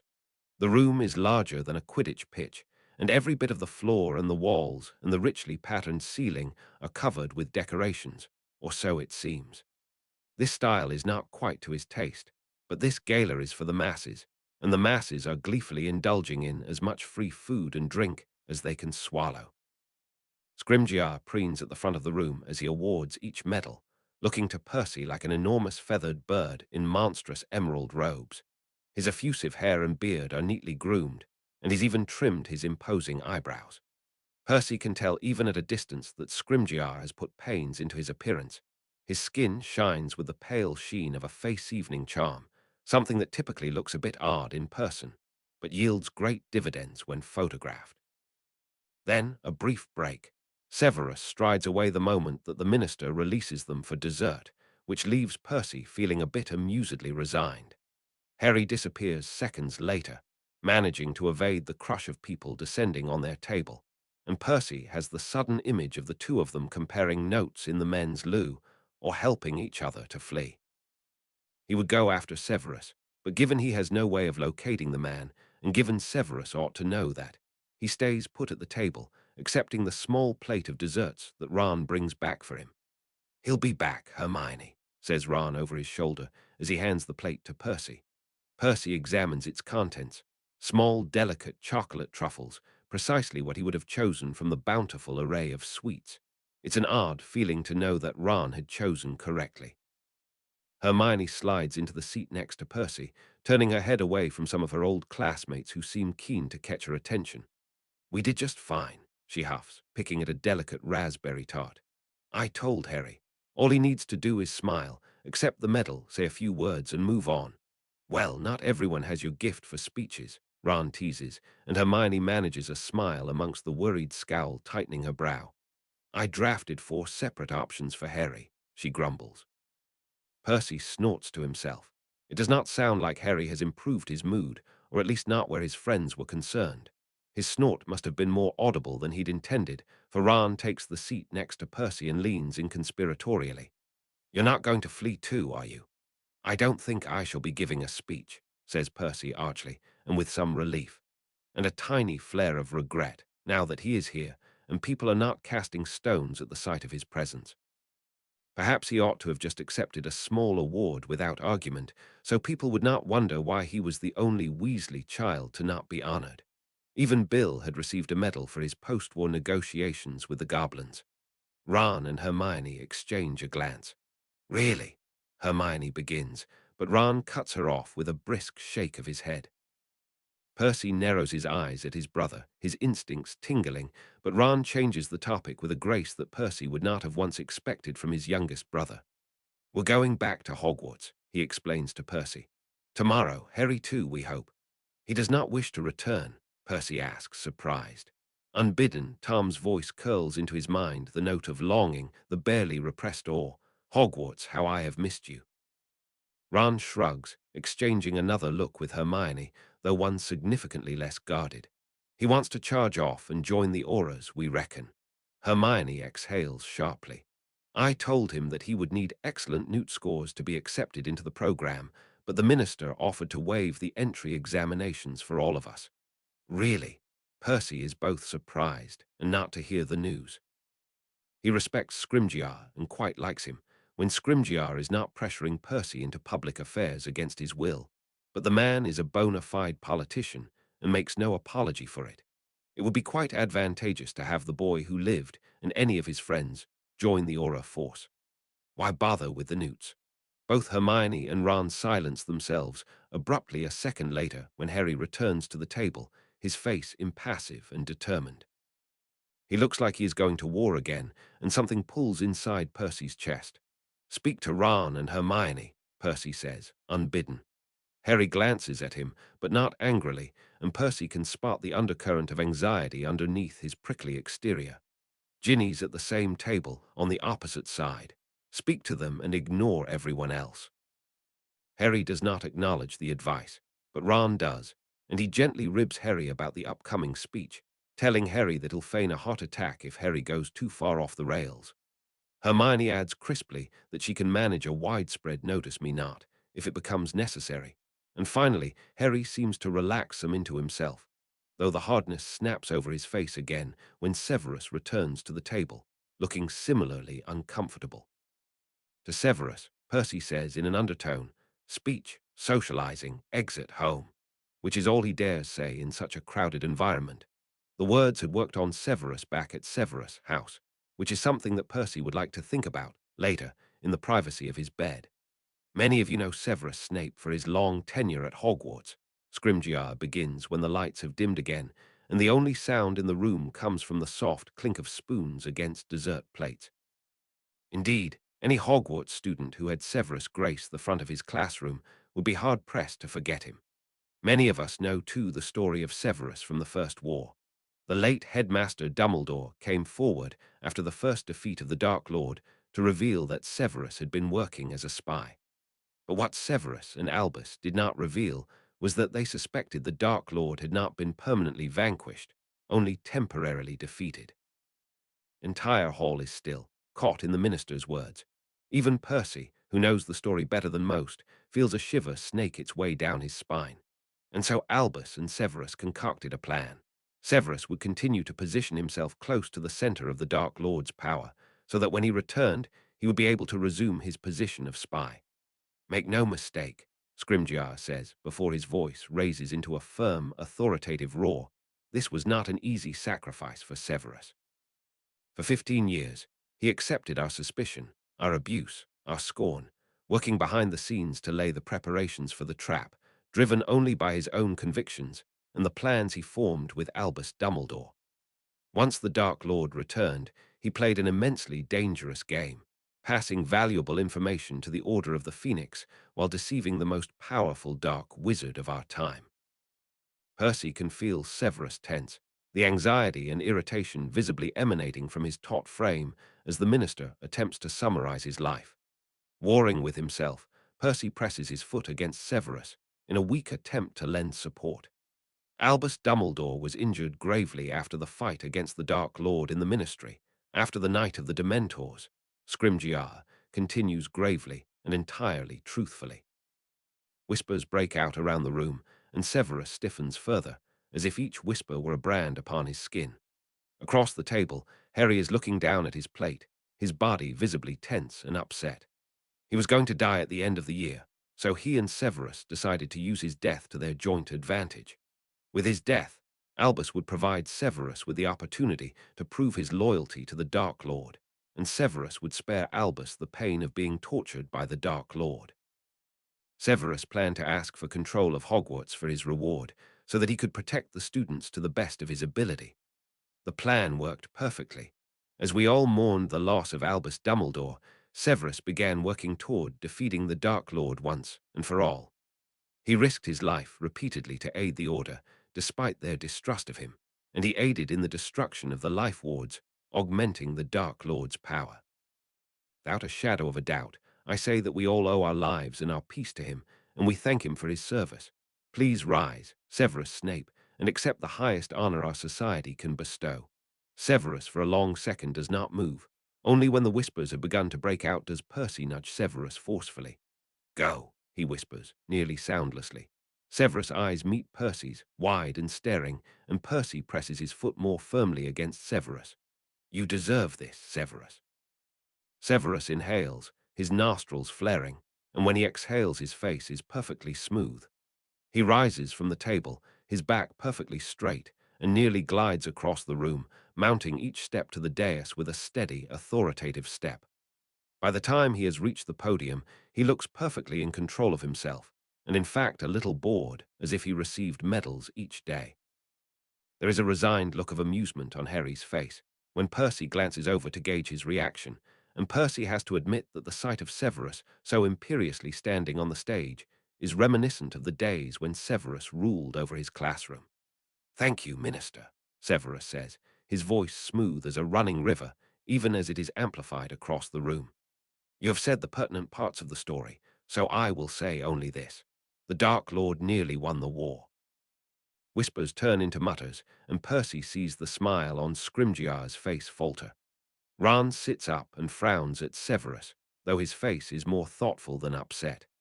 He nearly won, and he was defeated only through the persistent bravery of dozens of people, many who have spoken here today, but many more who are not being recognized.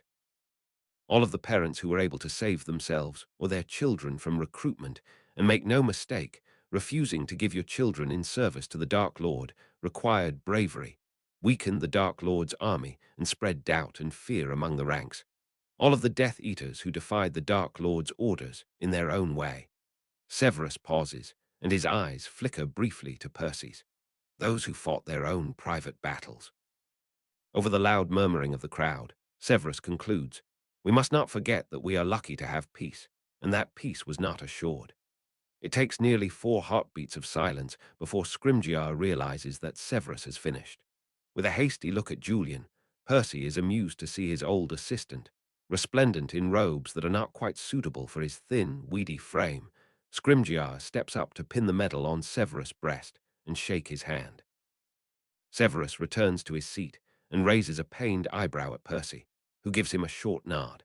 Perhaps his speech was unconventional, but Percy cannot disagree with the point that Severus had made, nor fault him for wishing to speak to the quiet bravery of those presumed to fall in line automatically with the Dark Lord. Scrimgeour introduces Harry with a far more effusive and flowery speech, perhaps to gloss over some of the unease that Severus' words had loosed into the crowd. Harry ascends the steps grimly, looking as if he were attending his own funeral, though Percy is gratified to see him fix his eyes on Ron and Hermione to assuage his nerves. "I have been fighting Lord Voldemort, or Tom Riddle, as he ought to be known, since I was 11, Harry says shortly, his amplified voice echoing through the room. "I battled him 3 times at Hogwarts, once at the Ministry, and once at the graveyard of his father, and I barely escaped each attempt with my life." The room is quiet. Everyone in attendance has read of Harry's exploits in the paper, formed their own opinions of him, but they've never heard anything from Harry's own mouth. "I never felt as though I had a choice," Harry continues evenly, the sentences short and clipped. "He targeted me because my parents dared to defy him. He threatened everything I hold dear. I never wanted to be the chosen one, but Voldemort chose me, and so I felt I had to respond." Harry pauses and adjusts his glasses, turning his attention away from Ron and toward Ginny. "But somebody recently reminded me that I was not the only person who felt they did not have a choice. Those of you who were forced to flee did not have a choice. Those of you who were forced to follow Voldemort did not have a choice. Those of you who were frightened for their lives did not have a choice. I learned at the very end that Tom never felt like he had a choice, either." Harry, for all his nerves, is a powerful speaker, and the room seems to inhale and exhale as one, in time with Harry's breaths between words. "But at the same time, we all had choices," says Harry softly. "I could have chosen to run away. My friends could have chosen to abandon me instead of risking their lives for me. Everyone who received an award today could have chosen to let Voldemort be someone else's problem." Harry hesitates and then says grudgingly, "Professor Snape could have chosen not to spy for Dumbledore, or Dumbledore could have chosen not to trust him, or me, or anyone in the Order." Now Harry's voice changes, as if he were deviating from his script. "I was the last person to speak to Dumbledore, I think," he says, and a sigh ripples through the room. and he told me something I've never forgotten. Harry mimics Dumbledore's voice unconsciously as he says, "It is our choices that show who we really are, far more than our abilities. As Professor Snape said, we were so close to losing the war. The only reason we won is because of everyone who chose to fight, rather than to give up."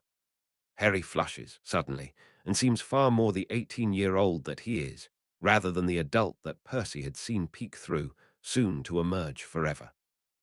"I just wanted to remind everyone of that," Harry says hastily, and then he steps away from the podium to thunderous applause. Harry returns to the table, sporting a matching medal to Severus, and Percy watches in astonishment as the two of them exchange perhaps the only look they'd ever shared devoid of hatred.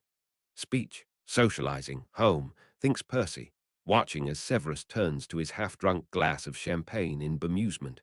Percy wants to smile, or burst into laughter, or perhaps tears. It strikes him suddenly that Severus had lived where before he had died, that perhaps he'd never lived to have Lily's son thank him, even obliquely, for the choices that he'd made. This, despite everything, makes Percy feel warm, like at least part of this last horrid decade was worth it, to see Severus at this table with Harry, and Fred and George sitting side by side next to Ginny across the room. Percy is preparing to leave the table, laying his silverware side by side on the plate and folding his napkin on top, when Scrimgeour steps up to the podium again. "We have one more person to honor," he says, and all of Percy's good cheer deserts him as everyone at his table tries very hard not to look at him. Traitors, all of them. This person insisted he not be given an Order of Merlin, and I respected his choices, though I disagreed with them. But this individual gave several years of his life in service. He saved my life, and the lives of countless others in this room, and he acted with integrity to protect the ministry when he could. Therefore, it is my great honor to call Percival Weasley Prewett up to the stage, so that he may receive the inaugural order of the ministry, to hereafter be given by the minister to an individual who has significantly and meaningfully contributed to the well-being or advancement of our society. Percy, would you come to the stage? Percy barely hears these last words. His heart is pounding, beating with wet fleshy thuds in his ears, and his face is burning, burning, burning. His mind is blank, so blank that he cannot think of anything, other than the plate in front of it with its dirty fork and spoon and folded napkin, and the heat of Severus, body beside him as he shifts uncomfortable, and the nudge that Charlie is insistently pressing against his shoulder. The minister dared, he dared, Percy can't do it. He can't do it. He can't get up on that stage and accept an award that the minister made up just for him, an award that has no history nor precedent, an award of dubious validity. He does not deserve any sort of award at all, let alone an award bestowed directly by the minister. Percy is drowning, and he looks around him with wide, panicked eyes, and for some reason his eyes land on Harry's, who is sitting opposite him and staring at him with the same surprise that Percy feels mirrored on his own face. Harry, of course, will oppose the award. Harry will agree with Percy that he ought to slink out in shame, rather than going up to the stage. Harry will. "Go," says Harry, and something in his voice changes, some quirk of his lips or relaxing of his brow, until Harry looks far more like the boy that Percy had shared a common room with for 3 years, the boy that Percy had guarded from afar, the boy that Percy had led knowingly to his death. Percy feels frozen to his seat. Dozens, hundreds of eyes pierce him, shatter him, make him feel as though they can see directly into the center of his being, his ripped, diseased soul, his private wish to be free, the feel of Tom's lips on his.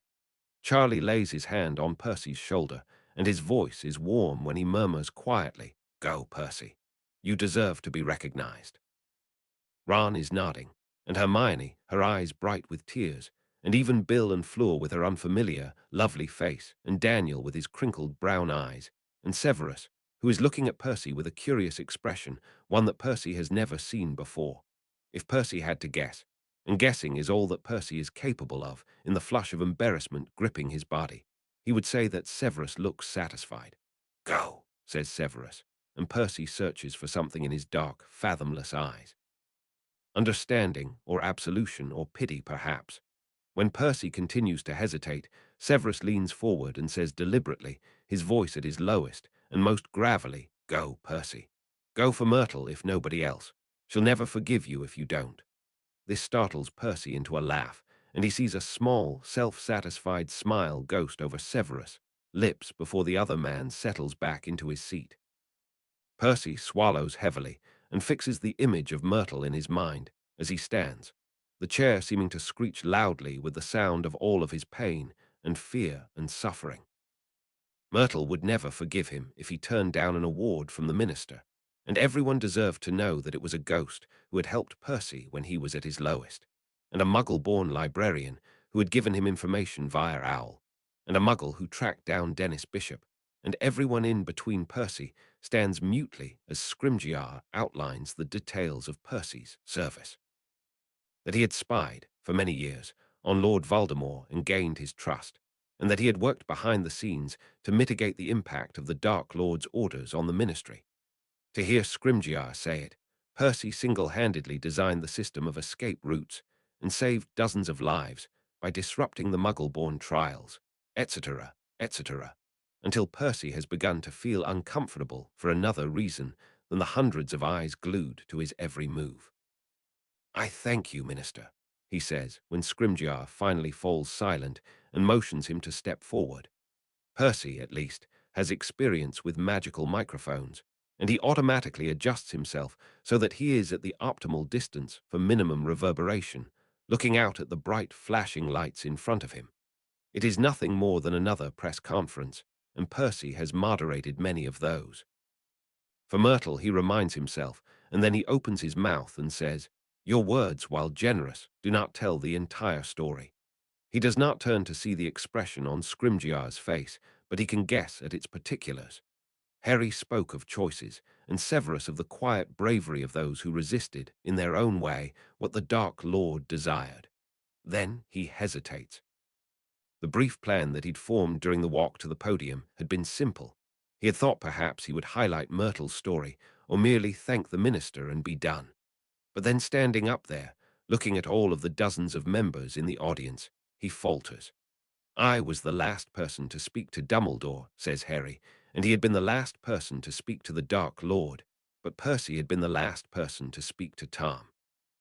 "There was nobody that Tom Riddle hated more than Albus Dumbledore," says Percy, his lips moving out of his control, and he sees a ripple of shock move around the room. "But not for the reasons that you might think. Tom had been a lonely student in Hogwarts, brilliant and clever beyond his years, but lonely. He felt desperately that he had to prove himself as a half-blood from an inauspicious family. He had been raised by Muggles, and he did not always feel at home in the wizarding world. He was an orphan and did not know his family. In truth, when I think of my time at Hogwarts, I felt that I could understand his drive to prove himself, a core part of his being even before he dabbled in the dark arts, and I think I am not the only one." He pauses and looks around the room, expecting open hostility, but people's expressions are interested or thoughtful or surprised. He swallows and continues. "Dumbledore saw Tom's potential for violence, his cruelty, and his lack of empathy early on, and he sought to mitigate Tom's impact in his own way.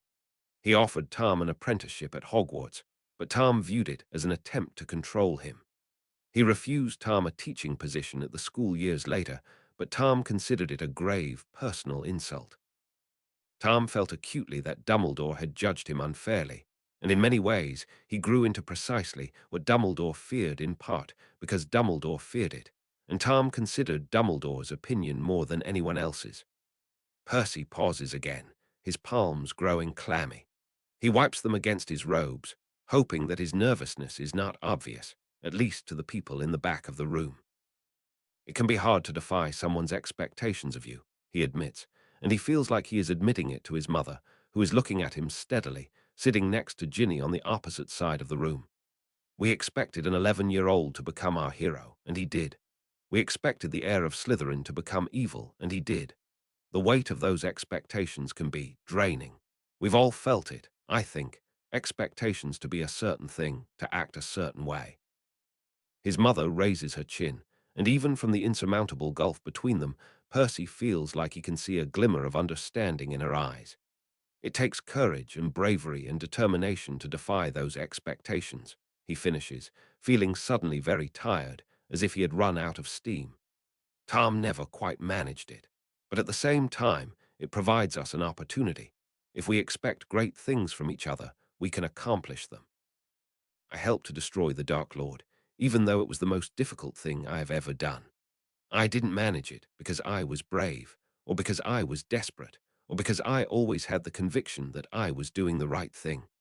I was able to defy the Dark Lord because I had people who believed in me, even when I was going down the wrong path, who expected better of me. I had mentors who pulled me away when I had to study dark magic to help defeat the life wards that Tom created. I had family who supported me, even when I had to publicly disdain them and hurt them. I had friends who reminded me of their friendship, even when the Dark Lord isolated me.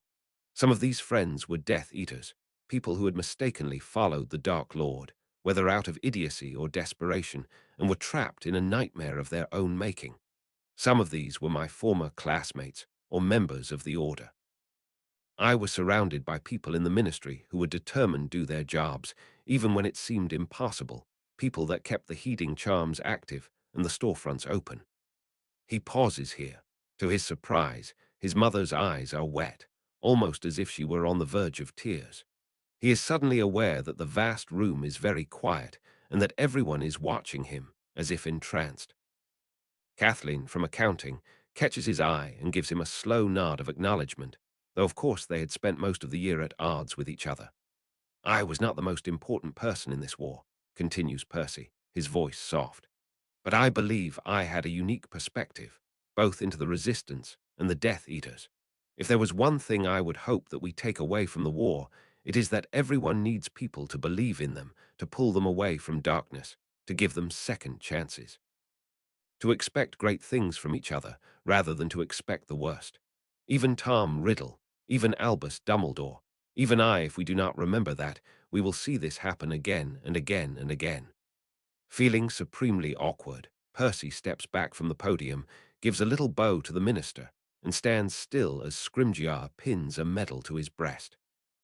He accepts a handshake, feeling acutely as if he were going to collapse, and then makes his way back to his seat without hearing the applause that breaks out, hesitantly at first, and then growing in volume. Had he prepared a speech, he likely would have said something very different, and indeed, when he passes back his words, he is not sure he had conveyed precisely what he had intended to say.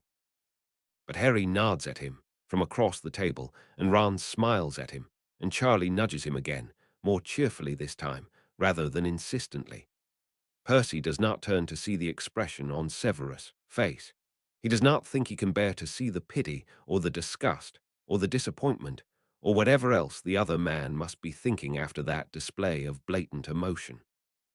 To Percy's surprise, after the minister concludes the awards ceremony and the large tables disappear, to be replaced by a glittering dance floor and a live orchestra, people seem as interested to speak to him as they are to Harry or Severus. Many of them seem curious to know what, precisely, Percy accomplished during the war. To these people, Percy repeats again and again that they ought to speak to Nymphadora Tonks or the minister himself, as Percy really oughtn't say. However, there are some interactions that are far more difficult to bear. Narcissa and Draco, their matching grey eyes cool and lovely as they pay their respects to Severus, and then Percy. Tobias, nodding from across the room, escorting Sonali, who gives Percy a scorching, searing look. The younger Nart, Percy's old classmate, who sneers angrily at Percy and hisses under his breath that Percy should be ashamed of himself, betraying both causes and pretending that he is a hero. And then suddenly, with Nart's words still echoing in his ears, Percy sees his parents beginning to make their way over to their small group. Percy stiffens at once, taking an unconscious step back, so that he bumps accidentally against Harry, who is hiding behind Ron, Hermione, and Ginny. "Sorry," Percy mumbles, his eyes on his mother, who looks focused and determined. Bathroom. He barely notices the ripple of discontent that leaves behind him as he navigates swiftly through the crowd, turning his body away from the dozens of people who call out to him, taking quick, sure steps toward the bathroom. He ducks out of the boundaries of wizard space, the edges of the wards rippling around him, and suddenly he is back inside the normal atrium of the ministry, deafening in its silence, and there is a small, unobtrusive bathroom a few steps away. Percy makes for it quickly and closes the door behind him, thankful that everyone must be using the temporary bathrooms inside the enchanted area. He should not have run. Certainly Severus would have noticed his quick departure, and perhaps Ron or Charlie. His mother would have seen him flee from her presence as if he were a frightened child. But something about the sight of his mother approaching him had made the whole evening seem real, rather than a pretty, fanciful dream, where Percy puts on his best dress robes and heroically accepts an award bestowed upon him from the minister himself. Oh, he'd been so bloody foolish. He'd pranced around the gala and accepted congratulations from people who had every right to hate him and believed in a small, selfish part of his heart that he deserved an award for his crimes. He'd given a speech all but praising Tom Riddle, all but admitting to the world that he admired the cruelest wizard of their time, and equating himself in the same breath to Tom and Dumbledore. Percy had forgotten himself. He'd felt like a wizard again, like a powerful wizard in the ministry, like a key soldier in the war.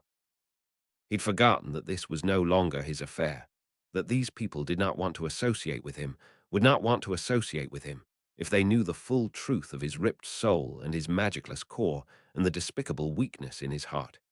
He'd tortured Henry because he'd been so angry at him, not out of some greater plan.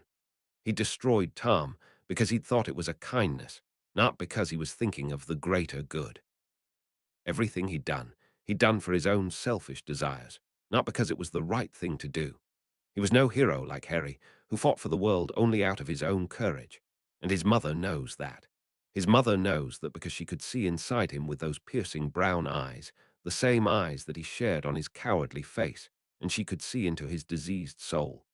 She did not want to associate with him, her middle son, because she knew how he had harmed his father and forsaken his family. The door swings open, and Percy backs instinctively into a stall, feeling the low toilet bang against his legs. The door swings open because Percy is not a wizard, and he cannot bar the door with anything other than his own selfish wish to be alone. He is trapped in the ministry until someone deigns to take him home, unless he wants to walk out of the Muggle entrance dressed in wizarding robes and attempt to navigate his way home in the dark. Of all the indignities of his new half-life, having to wait around to be shepherded like a child is surely one of the greatest. He supposes it makes sense. What he lacks in determination and deliberation, he deserves to lack in the agency to choose his own destination. Percy, a voice asks hesitantly, and Percy's brow furrows as he recognizes it. Harry. Why had Harry followed him? How had he found him, hidden away? Were the rest of them just minutes behind, ready to crowd into the bathroom and disparage or embarrass or praise Percy? For a wild second, Percy presses himself against the toilet and hopes to Merlin that Harry will leave him there alone. But he knows the chosen one by now, and he knows that Harry is not likely to leave until he has said what he came to say. Percy listens carefully, but cannot hear if another person is standing silently behind Harry. I used a tracking spell, but my tracking spells aren't very good, Harry admits. But I think you are in here, given as I see your shoes under the door. Please go away, Harry, says Percy, feeling ashamed of his cowardice. He's hiding in the bathroom like a first year. He cannot imagine what Harry must be thinking of him, the big bad Death Eater turned a sniveling child. Harry sighs. From below the stall door, Percy can just make out Harry's scuffed trainers showing beneath his luxurious robes. Perhaps nobody had taught Harry that his shoes could be seen with each swish of his robes. Percy had made that mistake early on in his career in the first timeline, believing his new robes would hide the embarrassing state of his shoes. I wanted to say that I was sorry. Percy frowns, and he takes a small step toward the stall door. For what? What do you mean, for what? Harry's voice is incredulous, the end of the sentence catching on a small, pained laugh. Percy, I've been a bloody git to you. To everyone, really. You don't have to apologize to me, Harry, Percy says, feeling suddenly very tired and very old. He sighs to himself, looking around his surroundings with some distaste. How had he ended up here, hiding in the loo at a ministry function, talking to the boy who lived? Shaking his head to himself, he steps forward to push open the stall door. There is no point in hiding from Harry, not now. Harry's anger at him be damned. I know why you're upset at me. I should have included you in the Horcrux hunt. I know what you told to Ginny, Harry interrupts. This close to Harry, Percy can see the exhaustion burrowing into the lines of his young face and hovering around the edges of his lips. And you weren't wrong, though it took me some time to realize that. I was angry at you for not including me. I was angry because I thought I needed to kill Tom, not you. Percy shrugs one shoulder, unable to respond. He's not sure he has the energy to recite the litany of his sins again, so he is grateful, not angry, that Ginny had retold them all to Harry. But I think I've been angrier about more than that. Harry shifts his body away from Percy, which has the consequence of allowing him to meet his gaze in the small mirror. Percy watches as Harry stares at something in his face that Percy cannot see. I've been really mad at Dumbledore, he admits quietly. I tried to speak to his portrait, and all I did was shout at it. I've been really mad at Dumbledore, too, Percy offers, rubbing tiredly at his glasses. But in my case, I was really just mad at myself. I can understand why you'd be upset at him, though. Harry shakes his head, the edges of his scar gleaming from underneath his fringe. The worst thing is that I've been feeling bad for Voldemort, he says, nearly silently, and Percy cannot help but make a small noise of surprised recognition before he can beat down the impulse. Harry hears the noise and smiles mirthlessly, his face hovering somewhere between childish petulance and adult understanding. I know. He killed my parents and so many people that I care about, but it's true. I keep thinking about what he said at the very end. It strikes Percy suddenly that he'd never really considered what Harry thought about Voldemort. Perhaps he viewed Voldemort like Percy viewed Tom, or at least along a similar vector, which is an odd thought to entertain. It's like I said in my speech, that Dumbledore never gave me any choice but to be the hero, mumbles Harry quietly, still avoiding Percy's gaze, staring instead at the mirror. And it seems like he didn't give Tom any choice either but to be the villain. But that can't be. I mean, if that's the case, what does that mean about Dumbledore? Dumbledore was a brilliant man, Percy says quietly, but he was flawed. Did you know that Dumbledore asked me repeatedly to give him information about what you, Ron, and Hermione were up to, or what was happening at the Ministry? I never did because I was too offended that he only seemed to care about me for my proximity to you three. He asked me to join the Order, but I said no because I thought he just wanted my money. Dumbledore tried to give me chances, Harry, and I always turned them down because of my own pride. We don't know what chances he offered Tom. But he should have known how to ask, shouldn't he? Harry shakes his head, his eyes flicking back to Percy's. I mean, he was Dumbledore. I can't imagine he didn't know how to ask you to help without coming across as a git. It is Percy's turn to stretch his tired lips into a humorless smile. Dumbledore was many things, but I think he knew less about people than we always thought he did, admits Percy. Looking back, there are so many times where it all could have gone differently, but it's impossible to see those things, even if you think you know exactly what's going to happen. Harry exhales noisily through his nose. I even feel bad for Snape, the teenager admits, and Percy has to smile despite himself at the agony in Harry's admission. I feel bad for Snape, and I feel bad for Dumbledore, and I feel bad for Voldemort, and I feel bad for myself too. I'm tired of feeling bad, Percy. Harry shakes his head and laughs to himself. Hermione, Ginny, and Ron don't seem to understand that. They think that I can just cheer up if I play Quidditch or take Ginny to dinner, but it doesn't. It's not enough. You shouldn't beat yourself up, Harry, says Percy fruitlessly. Then he sighs and adds with experience, but it is easier said than done, I know. Voldemort killed my parents, repeats Harry, as if Percy had not heard him the first time. How can I pity him, Percy? I shouldn't. It's an insult to their name, to their memories, to even entertain these kinds of thoughts. They gave their lives up for me to be a hero, not to pity the wizard who killed them. I ripped my soul, you know, says Percy, almost conversationally. I felt so strongly about Tom that it tore open my soul for me to kill him. Trust me, Harry, pity is nothing. I think I tore my soul too, Harry says, his voice quieter, and for 3 long heartbeats they stand there in silence in the cramped ministry loo, thinking the same thoughts. I saw the Horcrux inside my soul, I think. I know it sounds mental, but I saw it like a baby and I felt bad for it. What did you see? Percy asks, curiously. Hogwarts, Harry frowns at him. King's Cross. Why, did you see something? I offered to help Tom if he chose to try and heal himself, admits Percy, not precisely answering the question.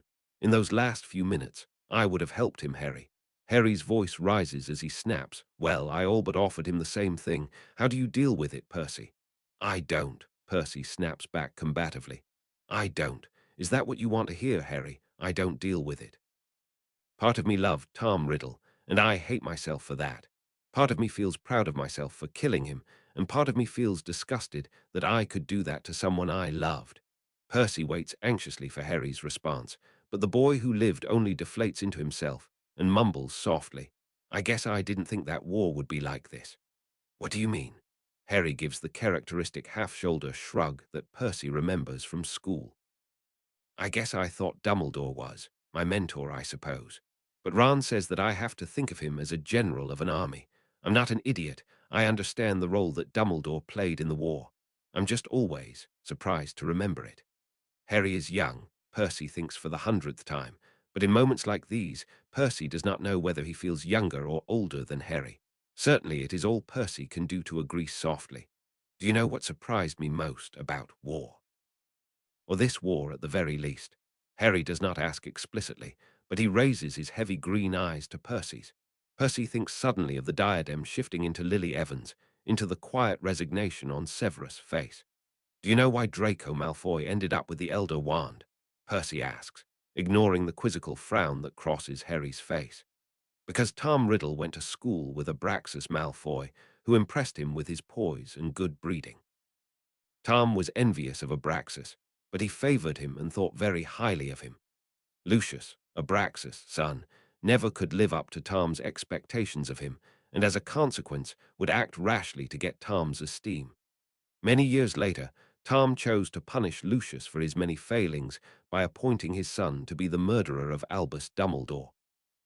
I, meanwhile, felt sorry for Draco and went out of my way to encourage him to escape his situation, which I only did because I had started to associate with Narcissa Malfoy, which I only did because my Aunt Muriel introduced me to Narcissa's sister, Andromeda, which she only did because I was ashamed of my Weasley heritage. Because I was an insecure little prat at 13, because Tom Riddle was jealous of Abraxas Malfoy, Draco Malfoy wound up with the Elder Wand and defected to join his worst enemy. What? What are you saying? Percy shrugs hopelessly. We only got the Horcrux from Bellatrix Lestrange's vault because Andromeda was able to reunite with her sister, he continues to explain fruitlessly. Tom was only able to power his return to body because he leveraged a protection life ward I had cast for my father, who was guarding the prophecy. It's all so tangled, Harry, so messy and tangled. The whole war was just caught up in all of our stupid insecurities and worries and coincidences. You had to pity Tom, because that's what makes you different from him. Perhaps I had to love Tom, because that's what makes me different than him, Percy thinks, and then swallows hard. It's like Snape said, says Harry softly. We barely won the war. It's impossible to separate anyone's actions from anyone else's actions, Percy says, shaking his head.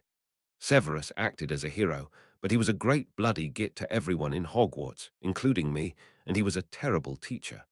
Tom was the most brilliant wizard I've ever met, but he was cruel and violent and incredibly vain. Dumbledore was friends with Grindelwald, who was kidnapped by Lucius, who was attempting to bargain with the Dark Lord to save his son. So what you are saying is that everyone is more than one thing, says Harry thoughtfully. Percy wavers between nodding and shaking his head. He had been saying that, but had he been saying a lot more than that, or a lot less? His mind feels jumbled and tired.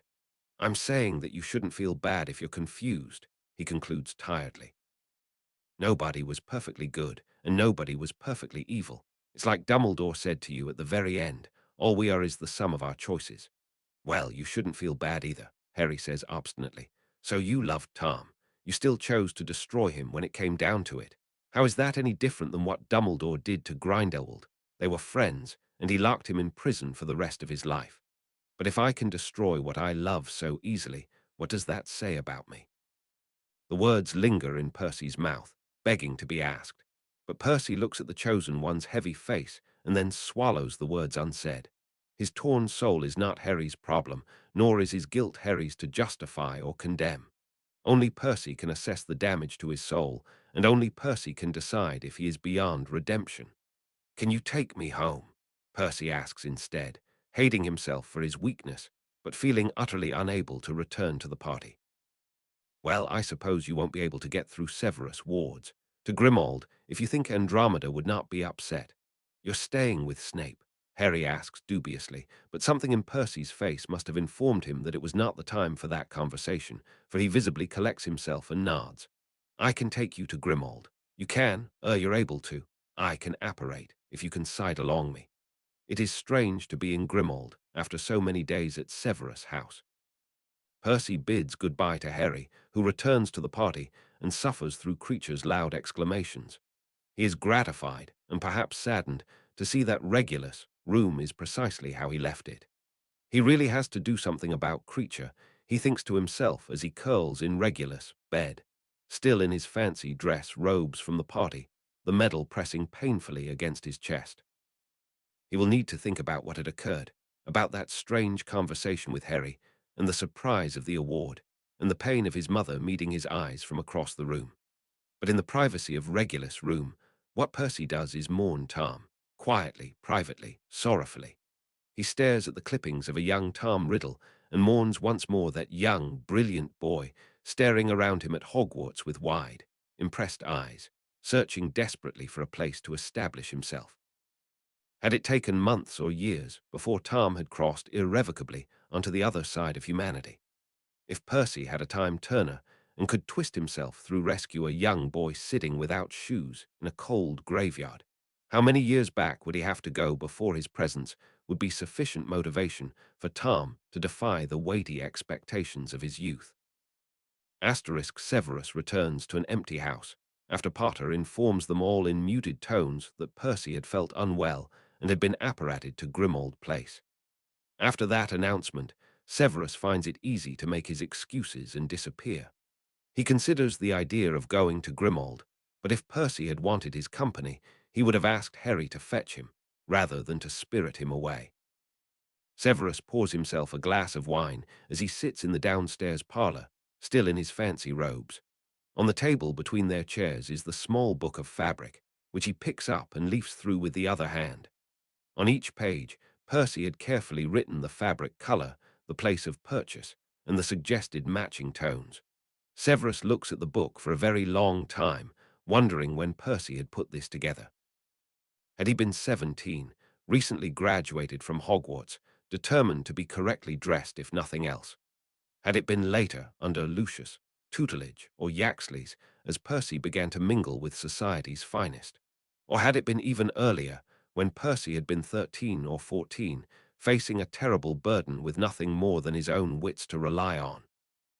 When Severus goes upstairs for the evening, there are the slivered remains of a wine glass in the fireplace, shattered immediately upon impact, and the book of pocket squares has been carefully cleaned and returned to Percy's bedside table, for his perusal if he were ever to return to their home. Sleep does not come easily, that night, for either of them, each in their respective lonely bedrooms, the moon shining brilliantly through the glazed windows. But sleep does come to both, eventually, and as the moon passes overhead toward dawn, some tension relaxes from their shoulders, and their hands do not curl around invisible wands, and the hazy sleep memories of each other's words whisper into their dreams.